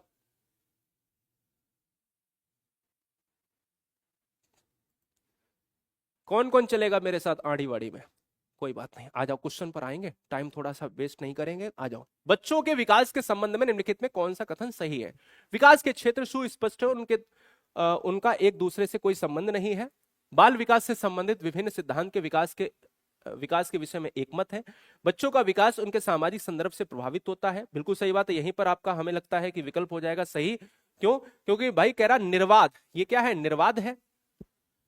ये कह रहा है कि एक मत है, नहीं। ये कह रहा है कि संबंध नहीं है, नहीं। आंसर क्या हो जाएगा? कि उनके सामाजिक संदर्भ से प्रभावित होते हैं। अगला, निम्नलिखित में कौन सा तीसरी कक्षा के विद्यार्थी के स्तर के अनुकूल सूक्ष्म गति कौशल? देखो बड़ा अच्छा प्रश्न है। मैंने अभी अभी आपको इसी क्लास में ग्रॉस मोटर स्किल पढ़ाया, फाइन मोटर स्किल पढ़ाया। सूक्ष्म गति कौशल क्या होता है? जब चीजों में आप छोटी, जब शारीरिक मांसपेशियां, शरीर की छोटी मांसपेशियां आपकी कार्य करती हैं तो वो सूक्ष्म गति कौशल होती है। जैसे कलम से लिखना, जैसे आप काट रहे हो कैंची से, आप वो काट रहे हो, पेपर काट रहे हो, पेंटिंग कर रहे हो, उंगलियों का इस्तेमाल, तो आप क्या है? आप सूक्ष्म गति कौशल। और स्थूल गति कौशल का मतलब है कि जैसे कूदना, दौड़ना, स्विमिंग, साइकिलिंग, ये सब क्या है? ये है आपका स्थूल। जरा देखता हूं, हमसे कह रहा सूक्ष्म गति कौशल, तो इसमें देखो कौन सी जिसमें कम ताकत, कम जो है लगाना पड़ रहा है, तो ये दोस्तों के साथ दौड़ना, ये क्या है? ये स्थूल में आ जाएगा, स्थूल, ग्रॉस मोटर स्किल। खरगोश की तरफ फुदकना, है ना, कूद रहे हो एकदम, मजा आ रहा है, इसका मतलब है बड़ी मांसपेशी, स्थूल। सीढ़ियां चढ़ना, इसमें भी ताकत लगेगी, स्थूल। लेकिन ये वाला जो है ना, ये सूक्ष्म है दोस्तों। आंसर जाएगा एक धागे में मोती पिरोना, धीरे धीरे उंगलियों का इस्तेमाल हो रहा। सुई, सुई में धागा पिरोना कौन सा है, बताओ कमेंट करके। सुई में धागा पिरोना कौन सा है, सूक्ष्म है। क्लियर है, याद हो जाएगा ना। पेंटिंग करना सूक्ष्म है। निम्नलिखित में कौन सी प्रवृत्ति गुण पूर्णतः आनुवांशिक है, आनुवांशिक है, आपको बताना है। आनुवांशिक गुण क्या होता है, देखो आनुवांशिक गुण मतलब क्या होता है, इसको कहते हैं हेरिडिटी। हेरिडिटी किसे कहते हैं, हेरिडिटी उसे कहते हैं कि यदि आप अपने माता पिता के गुण, कैसे गुण, अपने माता पिता के शारीरिक गुणों का हस्तांतरण, यदि संतान, जैसे मैं संतान हूं या आप हैं, यदि माता पिता के शारीरिक गुणों का हस्तांतरण या स्थानांतरण संतान के शरीर में होती है, उसे अनुवांशिकता कहा जाता है। तभी कहते हैं कि ये तो पापा पर गया है, ये तो मम्मी पर गया है, इसकी नाक दादी की जैसी है। दादी से क्या मतलब, अरे है तो खून वही ना पापा वाला। तुम नानी पे भी जा सकते हो, तुम दादी पर भी जा सकते हो, तुम मम्मी पर भी जा सकते हो, है ना। मेरी बात को समझ रहे ना। तो इसमें क्या है, तुम्हारी नाक है, तुम्हारा शारीरिक स्ट्रक्चर। देखिए आंखों का रंग, हाँ अनुवांशिकता में आएगा। बुद्धि ये नहीं आएगा, नैतिक विकास नहीं आएगा, सामाजिक कौशल नहीं आएगा। तो इसलिए विकल्प किसके साथ जाएगा, ऑप्शन ए ही जाएगा, केवल आंखों का रंग ए ही जाएगा, केवल आंख का रंग जाएगा। ध्यान रखना, तुम्हारे माता पिता का शारीरिक जो स्वरूप है, जो स्ट्रक्चर है आपकी फैमिली का, वो आप में दिखता है। कहते हैं ना, कभी कभी आपने देखा होगा, ये लड़का क्या उनका है, आप पहली बार देखते हो, ऐसा लगता है कि उनका लड़का है ना। इसमें भी मैं पढ़ाऊंगा आपको, अनुवांशिकता में 3 नियम होते हैं, समानता का नियम, भिन्नता का नियम और प्रत्यागमन का नियम। मजा आता है। ऐसा नहीं होना चाहिए कि बाप बोले कि भाई बगल वाले प्रधान का लौंडा है ये, क्या भाग्यवान, क्या पैदा कर दिया ये है ना। ये ससुरा दादी की तरह लगता है, दादी के पक्ष का लगता है ना, ननिहाल के पक्ष का लगता है ना, मेरी तरह लगता है। तो इसका मतलब है कुछ गड़बड़ है भाई। सिंपल सी चीज है भाई, मनोविज्ञान पढ़ रहे हो, खुला खुला एकदम पढ़ लो, कोई दिक्कत वाली बात नहीं है। क्योंकि अनुवांशिकता हेरिडिटी है ही ऐसा चैप्टर, आराम से पढ़ाऊंगा, चिंता करने की बात नहीं है। समझदार हो, आ जाओ यहां आ जाओ। विद्यालय बच्चों के नए व्यवहार और नियम सिखाते हैं, उनसे इसी स्वरूप, इसी अनुरूप क्रिया की अपेक्षा करते हैं। विद्यालय सामाजिकरण की। फिर विद्यालय, दोस्तों मैंने कहा परिवार और पास पड़ोस, मैंने कहा परिवार और पास पड़ोस प्राथमिक है। विद्यालय, पत्रिकाएं, धार्मिक संस्थाएं, मंदिर मस्जिद चर्च गुरुद्वारा या मीडिया हो, ये आपके हैं द्वितीयक हैं। तो ये आते हैं द्वितीयक में कि विद्यालय बच्चों के नए व्यवहार और नियम सिखाता है, इसके अनुरूप ये क्या है, विद्यालय क्या है, सामाजिकरण का द्वितीयक है। बात को समझ रहे ना, ये बात मेरी समझ आ रही है ना, बोलो समझ आ रही ना प्यारे। जितने भी हैं, प्रियंका हैं, डीपी यादव बहुत बढ़िया, चलो बताओ, हेमलता, ज्योति, मंजू, रहीसा, मालिती, खिलेंद्र वर्मा, चलो बताओ, बहुत बढ़िया। साक्षी कह रही इतनी अच्छाई सर जी नहीं बोलनी थी, ऐसे ही होता है क्योंकि जब आनुवांशिकता आप पढ़ोगे। अगला नहीं आ रही इसमें, तो इसमें क्या है ना, ये क्वेश्चन आ जाए, क्वेश्चन ये है। अगला क्वेश्चन इसलिए नहीं कि देखो इसमें क्या ना बोला, इतनी सच्चाई, साक्षी ने कहा इतनी सच्चाई नहीं बोलनी चाहिए थी। अनुवांशिकता और वातावरण, अनुवांशिकता और पढ़ाएंगे आपको, तो उसमें 3 सिद्धांत हैं। समानता का सिद्धांत, बच्चा माता पिता के जैसा हो, समानता। भिन्नता का, बच्चा माता पिता से थोड़ा बहुत भिन्न है, ठीक है यार, भाग्यवान, चलता है, अपना ही लौंडा है ना। तीसरा है प्रत्यागमन का सिद्धांत, जैसे माता पिता है बिल्कुल उल्टा पैदा हो गया, पता ही नहीं है यार, मतलब आ जाओ 50 नंबर, ज्यादा नहीं बताएंगे। प्रारंभिक कक्षाओं में शिक्षण अधिगम प्रक्रिया के निम्नलिखित में क्या है, निम्नलिखित में कौन सा दृष्टिकोण बेहतर है। बिना समझे नकल करना गलत, करके सीखना, निष्क्रिय रूप से रटकर सीखना निगेटिव है। आंसर क्या जाएगा, बी के साथ। बी के साथ हो जाएगा, B for brilliant, you are brilliant. का इस नेक्स्ट क्वेश्चन आपके स्क्रीन पर है, ये लो, ये लो, आगे क्वेश्चन की बात करेंगे, आ जाओ। कहता है अविकथन ए, अधिगम के लिए विद्यालय के सामाजिक अवसर की भागीदारी महत्वपूर्ण है। ठीक है, अधिगम मुख्य रूप से एक सामाजिक क्रिया है। देखो बिल्कुल सही बात है कि ये सामाजिक अवसरों में महत्वपूर्ण है। कोई पॉजिटिव है? मैं कहता हूं पॉजिटिव है। अधिगम सामाजिक है ही, बिल्कुल बात है। किसने कहा था? वाइगोस्की ने कहा था। तो ये भी सही है, इसलिए क्या है, दोनों सही है, व्याख्या भी कर रहा है, इसलिए विकल्प जाएगा ए के साथ। तो जो भी आए हैं परिवार, लास्ट के 8 क्वेश्चन बचे हैं, ध्यान से करना। 2 मैंने मॉडल पेपर बताए थे 30-30 के, 30-30 के मॉडल पेपर बताए थे, 8 क्वेश्चन बचे हैं, इनको ध्यान से करने की आवश्यकता है। चलो यहां पर बात करते हैं।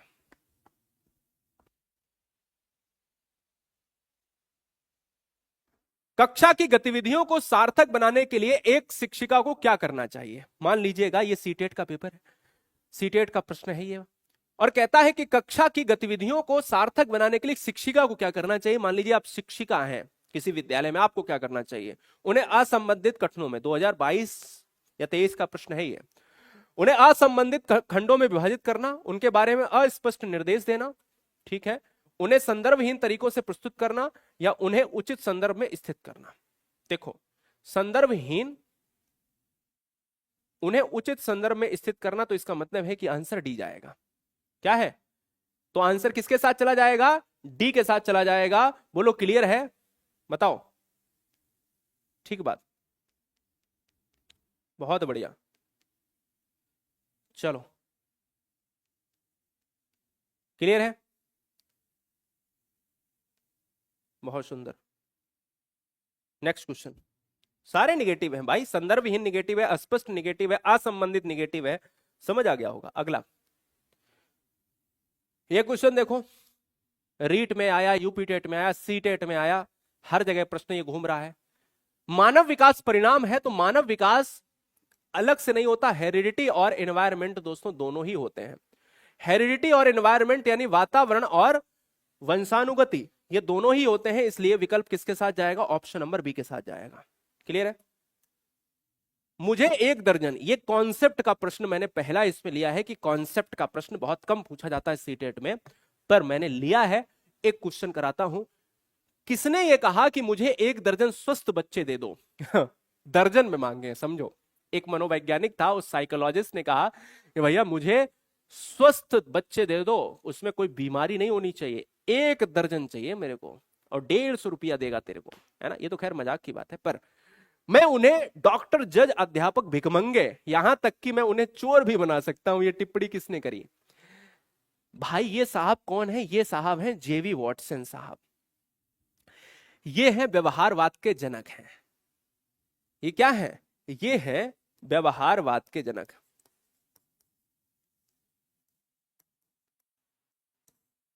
ठीक है, तो ये वॉटसन साहब कहते हैं भाई, इनका कथन दूसरे तरह से अगर प्रस्तुत किया जाए तो ये कहते हैं कि मुझे 1 दर्जन बच्चे दे दो, या मुझे एक नवजात शिशु दे दो, मैं उस नवजात शिशु को जो मन होगा मैं वो बना दूंगा, चोर बना दूं, वकील बना दूं, डॉक्टर बना दूं, कुछ भी बना दूं। ये कौन करके गया टिप्पणी? ये करके गए हैं जेवी वॉटसन।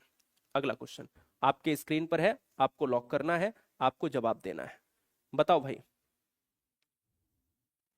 बहुत सुंदर। निम्नलिखित में किसने एकाधिक बुद्धिमत्ता के सिद्धांत का प्रतिपादन? देखिए एकाधिक, एक से अधिक बुद्धियों का सिद्धांत हमेशा पूछा जाता है सीटेट में, इंपॉर्टेंट है। इससे अंदर डीप में क्वेश्चन पूछे जाते हैं, वो ज्यादा बड़े क्वेश्चन होते हैं। कहता है कि भाई उसके बाद मैं उन सभी क्वेश्चन को लूंगा, है ना, बिल्कुल लूंगा। अब क्या है कि अगर इस क्लास को तुमने ज्यादा प्यार दिया, इस क्लास को ज्यादा पहुंचा दिया लोगों तक, इसमें कमेंट्स ज्यादा आ गए, ये परमानेंट क्लास चलेगी। अगर नहीं भी आए तो भी यार चलेगी, कौन सी दिक्कत है, क्योंकि मैं तो यही पढ़ाता हूं, मेरा काम ही यही पढ़ाना, मेरा काम है टेट और सीटेट निकलवाना। ठीक है, इसलिए चैनल को सब्सक्राइब कर लेना और बेल आइकन को प्रेस करके इस वीडियो को लाइक करके कमेंट छोड़ देना कि वीडियो कैसी लगी, मेरा मोटिवेशन हाई हो जाएगा। आंसर क्या जाएगा? हार्वर्ड गार्डनर जाएगा। इन्होंने 8 तरह की बुद्धि दी है, एकाधिक सिद्धांत में 8 तरह की, क्या है, 8 तरह की भाई बुद्धि का सिद्धांत दिया है, 8 तरह की बुद्धि का सिद्धांत दिया है। आंसर जाएगा डी के साथ। कक्षा में एक क्वेश्चन ऐसा आता है 100% देखने को मिलेगा, इसके विकल्प परीक्षा में सेम ऐसे ही मिलेंगे, बस ऊपर 2-3 लाइनें चेंज होंगी और उसका आंसर भी सेम ही रहेगा। ध्यान दो, एक क्वेश्चन तैयार करा देता हूं। कक्षा में खेल प्रतियोगिता में हिस्सा लेते समय तनुज अपने दोस्त से कहता है कि वह भाला फेंकने में हिस्सा लेगा और रस्सी कूदने में उसकी बहन हिस्सा ले सकती है क्योंकि लड़की है और लड़कियां भाला नहीं फेंकती। तनुज नाम का लड़का है, वो अपनी बहन से कहता है या अपने दोस्त से कहता है कि देखो हम भाला फेंक में लेंगे और हमारी बहन जो है वो रस्सी कूदने में लेगी, क्योंकि लड़की है, लड़की भाला नहीं फेंक सकती। ऐसा तर्क हमेशा अगर कहता है तो यह बात आपको ध्यान में रखना है, वो जेंडर रूढ़िवादिता है। तो आंसर जाएगा डी के साथ। ठीक है सर, बैच में कैसे ज्वाइन हो वो भी बताएंगे, अभी अपन क्वेश्चन करने दो, एक दो क्वेश्चन के बाद बताएंगे। जेंडर रूढ़िवादिता क्या होता है? जेंडर रूढ़िवादिता वही होता है जब ये कहा जाए कि ये काम पुरुष कर सकते हैं, महिला नहीं कर सकती, महिला कर सकते हैं, पुरुष नहीं कर सकते। तो ये आंसर जाएगा डी के साथ। तो आंसर हमेशा याद रखना कि क्वेश्चन कुछ भी बदले, इस तरह का कोई कॉन्सेप्ट की भाषा हो तो आंसर तुमको रूढ़िवादिता याद रखना अपने एग्जाम में। अगला, अपसारी चिंतन तथा अभिसारी चिंतन। इसी वीडियो में मैंने अभिसारी चिंतन का भी जिक्र किया है और अपसारी चिंतन का भी जिक्र किया है। तो अभिसारी और अपसारी होता क्या है जरा बताने का कष्ट करें। देखो भाई, अपसारी चिंतन मैंने कहा कि चीजों को बड़े लेवल में ले जाता है। इसका अगर कोई एक उत्तर नहीं होगा, इसके बहुत सारे उत्तर होंगे। अभिसारी चिंतन में क्या होता है, ये संकुचित क्षेत्र में जाता है, ये समाहित करता है, ये संकुचित क्षेत्र की बात करता है, ये बड़े लेवल में जाता है। इसके तीर इधर खुलेंगे, है ना, और इसके तीर यहां पर ऐसे जाएंगे। अपसारी चिंतन कई उत्तर को प्रोत्साहित करता है, जबकि अभिसारी एक समान पर। बस यही वाला आंसर हो जाएगा, क्योंकि अपसारी कई उत्तर पर कई जगह जा सकता है, तो हमें बी पढ़ना ही क्यों। और अब अभिसारी एक सही समाधान, एक ही जगह एरो जा रहा, एक सही समाधान पर गलत, गणितीय क्षमताओं गलत, मौखिक क्षमताओं गलत हो ही नहीं सकता, इसलिए विकल्प जाएगा 58। बच्चे सबसे प्रभावी ढंग से 60 नंबर क्वेश्चन जो आएगा वो आपसे होमवर्क में मैं पूछूंगा। और जो बहनें, जो भाई, जो गृहिणी, जो टेट अनिवार्य वाले हैं, जिनको नौकरी भी बचानी है, आपने पढ़ाई कब से भी छोड़ी हो, ये भाई ये शरीर कहता है कि तुम्हें बहुत आसानी से, जिनका पहली बार है, जिनको नौकरी लेनी है, जिनको नौकरी बचानी है, मैं ये कहता हूं ये आपका भाई, ये शरीर आपकी नौकरी में, नौकरी दिलाने में, नौकरी बचाने में जान लगा देगा। बस तुम्हें 1% अपना दे देना है, ठीक है ना, तुम्हें 1% दे देना है अपना। बस मेरे साथ मेहनत, मुझे कुछ नहीं चाहिए, कुछ नहीं चाहिए बस। सर कितना पढ़ाई करें, एक सवाल ये भी आता है। 2 घंटे सुबह दे दो, 2 घंटे शाम में दे दो। अगर नहीं लाइव देख पाया तो बस वैसे दे देना, है ना, ऑफलाइन देख लेना। 2 घंटे सुबह, 2 घंटे शाम में, इतनी मेहनत 4 घंटे अगर आपके दिन में है, आप निकाल ले रहे हो तो टेट एग्जाम, लोग कहते हैं 7-7, 8-8, 10-10 घंटे, यार मैं कहता हूं 4 घंटे इनफ है। ज्यादा से ज्यादा 5 घंटे आपको पढ़ लेना है, 4 घंटे मिनिमम पढ़ना पड़ेगा। इतना आप कर सकते हो या कर सकती हो। बस सबसे प्रभावी ढंग से तब सीखते हैं यदि कोई अवधारणा तर्क संगत से अनुभवजन्य की ओर, जटिल से, है ना, सामान्य से, अमूर्त से, तो सामान्य से विशिष्ट की तरफ जाएगा। अगला 59 नंबर क्या है ये था, अभिकथन को पढ़िए। शिक्षकों को सार्थक वातावरण बनाना चाहिए जिसमें सभी बच्चों की सक्रिय भागीदारी हो। बिल्कुल सही बात है, ऐसा वातावरण बनाओ जिसमें बच्चा सक्रिय रूप से बढ़ चढ़कर हिस्सा ले, है ना, बिल्कुल सही बात है। सभी बच्चे आंतरिक रूप से सीखने के लिए प्रेरित होते हैं और सीखने में सक्षम होते हैं, बिल्कुल सही बात है, दोनों ही सही है। और व्याख्या भी कर रहा है तो आंसर डी हो जाएगा, ऊपर नहीं अब की बार नीचे दिया गया है ऑप्शन। अंतिम क्वेश्चन देता हूं आपको होमवर्क में, उससे पहले मैं आपको बता देता हूं कि जो भी बहन भाई गुरुजी वर्ड एप्लीकेशन में डाउनलोड नहीं किया है उसको डाउनलोड करेंगे और पेड बैच में जाएंगे। पहले क्या करेंगे, डाउनलोड करके रजिस्टर करेंगे, है ना। डाउनलोड कैसे करें, अगर कोई समस्या आती है तो दिए गए नंबर पर व्हाट्सएप हाई लिखकर भेजेंगे, यहां पर भी तो आपको लिंक ऑटोमेटिक मिल जाएगी, है ना, ये वाले नंबर, है ना। तो आपको हाई लिखकर भेज देंगे, तो आपको एप्लीकेशन फालतू में मत भेजना प्लीज, जिससे आप हम भी परेशान हो। पेड बैच में जाना है और पेड बैच में जैसे ही जाओगे वैसे ही सी टेट ऑप्शन आएगा और इसको आपको क्या है, क्लिक कर लेना है। जो भी आपका बैच है, बीटीसी आपने किया तो पेपर 1 और 2 दोनों ले लेना, और अगर आपने बीएड किया है तो केवल पेपर 2 ले लेना है। इसमें मास्टर बैच होगा या कोई भी बैच होगा, आपका आने वाला कोई भी बैच होगा वो आपको फ्री मिल जाएगा, लाइव मिल जाएगा। दोबारा कोई सीटेट का बैच लेने की आवश्यकता नहीं। मेरे पास कोई आता है वो अपने आप तुरंत जो है क्या होता है, अपने आप एक बार में ही एग्जाम को क्रैक कर लेता है। और मान लो गलती से किसी की तबीयत खराब हो गई और वो नहीं पढ़ पाया और बोला कि सर मैंने कोर्स नहीं देख पाया, तो उसको दोबारा लेने की आवश्यकता नहीं, क्योंकि अगला आने वाला बैच मैं फ्री दे देता हूं। भले ही वो 4,000 का बैच हो, भले ही वो 2,000 का बैच हो, मेरी फीस रहती नहीं, मेरी फीस हमेशा 599 से नीचे ही रहती है ना। तो इसलिए आपको ध्यान में रखना है, ठीक है। चलो फिलहाल एक बैच की कीमत यहाँ पर 399 अभी है, जो आप देख सकते हो, आराम से जा सकते हो, क्योंकि मैं केवल आपसे टैक्स लेता हूं जो गवर्नमेंट का टैक्स है। देखो मेरे से यार होता नहीं है कि मैं अगर कर पाऊं, सारे सब्जेक्ट हैं, ऐसी चीजें आपको पढ़ाता हूं जो हर वीडियो के साथ पीडीएफ अटैच है। जो मेरी कोई किताब होती है वो इसी बैच में किताब पीडीएफ पड़ी हुई है। जो चीजें होती हैं आने वाला बैच आपको निशुल्क मिल जाएगा, है ना। तो ये सारी चीजें क्या है ना यार, मैं ये चाहता हूं कि आपका एग्जाम निकले, पैसा यार यही रह जाने वाला है, दिनचर्या चलती है लोगों की। अगर सोचो तो कुछ नहीं है यार, हम लोग नौकरी भी करना चाहते तो पैसे के लिए करना चाहते, हम भी खड़े होंगे तो यार दिनचर्या चलाने के लिए खड़े होंगे, लेकिन मेरा मोटिव बहुत अलग है। मैं आपको बता रहा हूं, मैं देख रहा हूं मार्केट में वैल्यू प्राइस का वैल्यू, ये होमवर्क का क्वेश्चन है, वैल्यू प्राइस देख रहा हूं मैं यार, देखता हूं यार सीटेट में ऐसा क्या है जो तुम 1,000 2,000 4,000 6,000, मैंने देखा मैं दंग रह गया यार। लोग कह रहे कि ये कोड लगा दो, वो कोड लगा दो, मैं परेशान हो जाता हूं, मैं विचलित हो जाता हूं। इसलिए कि कम से कम क्या इतना नहीं हो सकता जो आप ट्रांजैक्शन फीस देके, आप गवर्नमेंट का 18% जीएसटी देकर आप इतना बच्चों से ले लो जो चला जाए और बच्चा आराम से पढ़ ले आके। जिससे वो होता है ना, कभी कभी लगता है कि नहीं, वो एप्लीकेशन पे चाहता है कि उसका वीडियो मिल जाए, पीडीएफ मिल जाए, क्या ये नहीं हो सकता क्या? तो मेरे से क्या होगा कि मेरे अंदर जब तक जाना है तो मैं ये कर सकता हूं आपके लिए, तो मैं करूंगा। और एक चीज और, जो नए परिवार होंगे ना वो मेरी पुरानी वीडियोस पे जाके ये देखेंगे कि हमारा सक्सेस रेट क्या है। मैं ये पहुंचाना चाहता हूं आप तक कि सारी चीजें क्या है। हाँ, मेरी बात को समझ रहे ना, मेरी बात को समझ रहे हो आप, मैं क्या कहना चाहता हूं? अरे नहीं भाई, उनका क्या होता है क्या नहीं होता है मुझे नहीं फर्क पड़ता, पर आपको बस इतना याद रखना, आपकी वो उम्र है जहां पर आप सही और गलत का चयन जरूर करें, प्लीज आपसे रिक्वेस्ट है। इसलिए मैं बैच बहुत कम लॉन्च करता हूं, केवल ठोकता हूं क्या, कोशिश करता हूं कि आप अपने एग्जाम में माहिर हो जाएं। मेरे लिए आप महत्वपूर्ण हैं। कल को मेरे को कोई ये ना बोले कि आपकी वजह से ये नहीं निकला, मेरा तो मर जाना होगा यार, ठीक है। तो मिलता हूं नेक्स्ट वीडियो में, आपकी चीजें हमसे जुड़ी हैं, है ना। तो मैं कनेक्टेड हूं आपसे एज अ फैमिली मेंबर, मैं कोई वो नहीं हूं कि मैं टीचर हूं, मैं टीचर से पहले आपका भाई हूं। Love you guys, thank you. आप सभी के माता पिता को धीरज द्विवेदी का इस मन से प्रणाम, कि आप जैसे परिवार हमें दिए हैं, और आप सबको बहुत सारा प्यार, बहुत सरल और सुगम भाषा में आप तक हम कंटेंट पहुंचाएंगे। आपने कोई भी अभी तक किताब नहीं पढ़ी होगी, ये भाई, ये आपका शरीर उस तक ले जाएगा। Love you guys, thank you, जय हिंद, वंदे मातरम।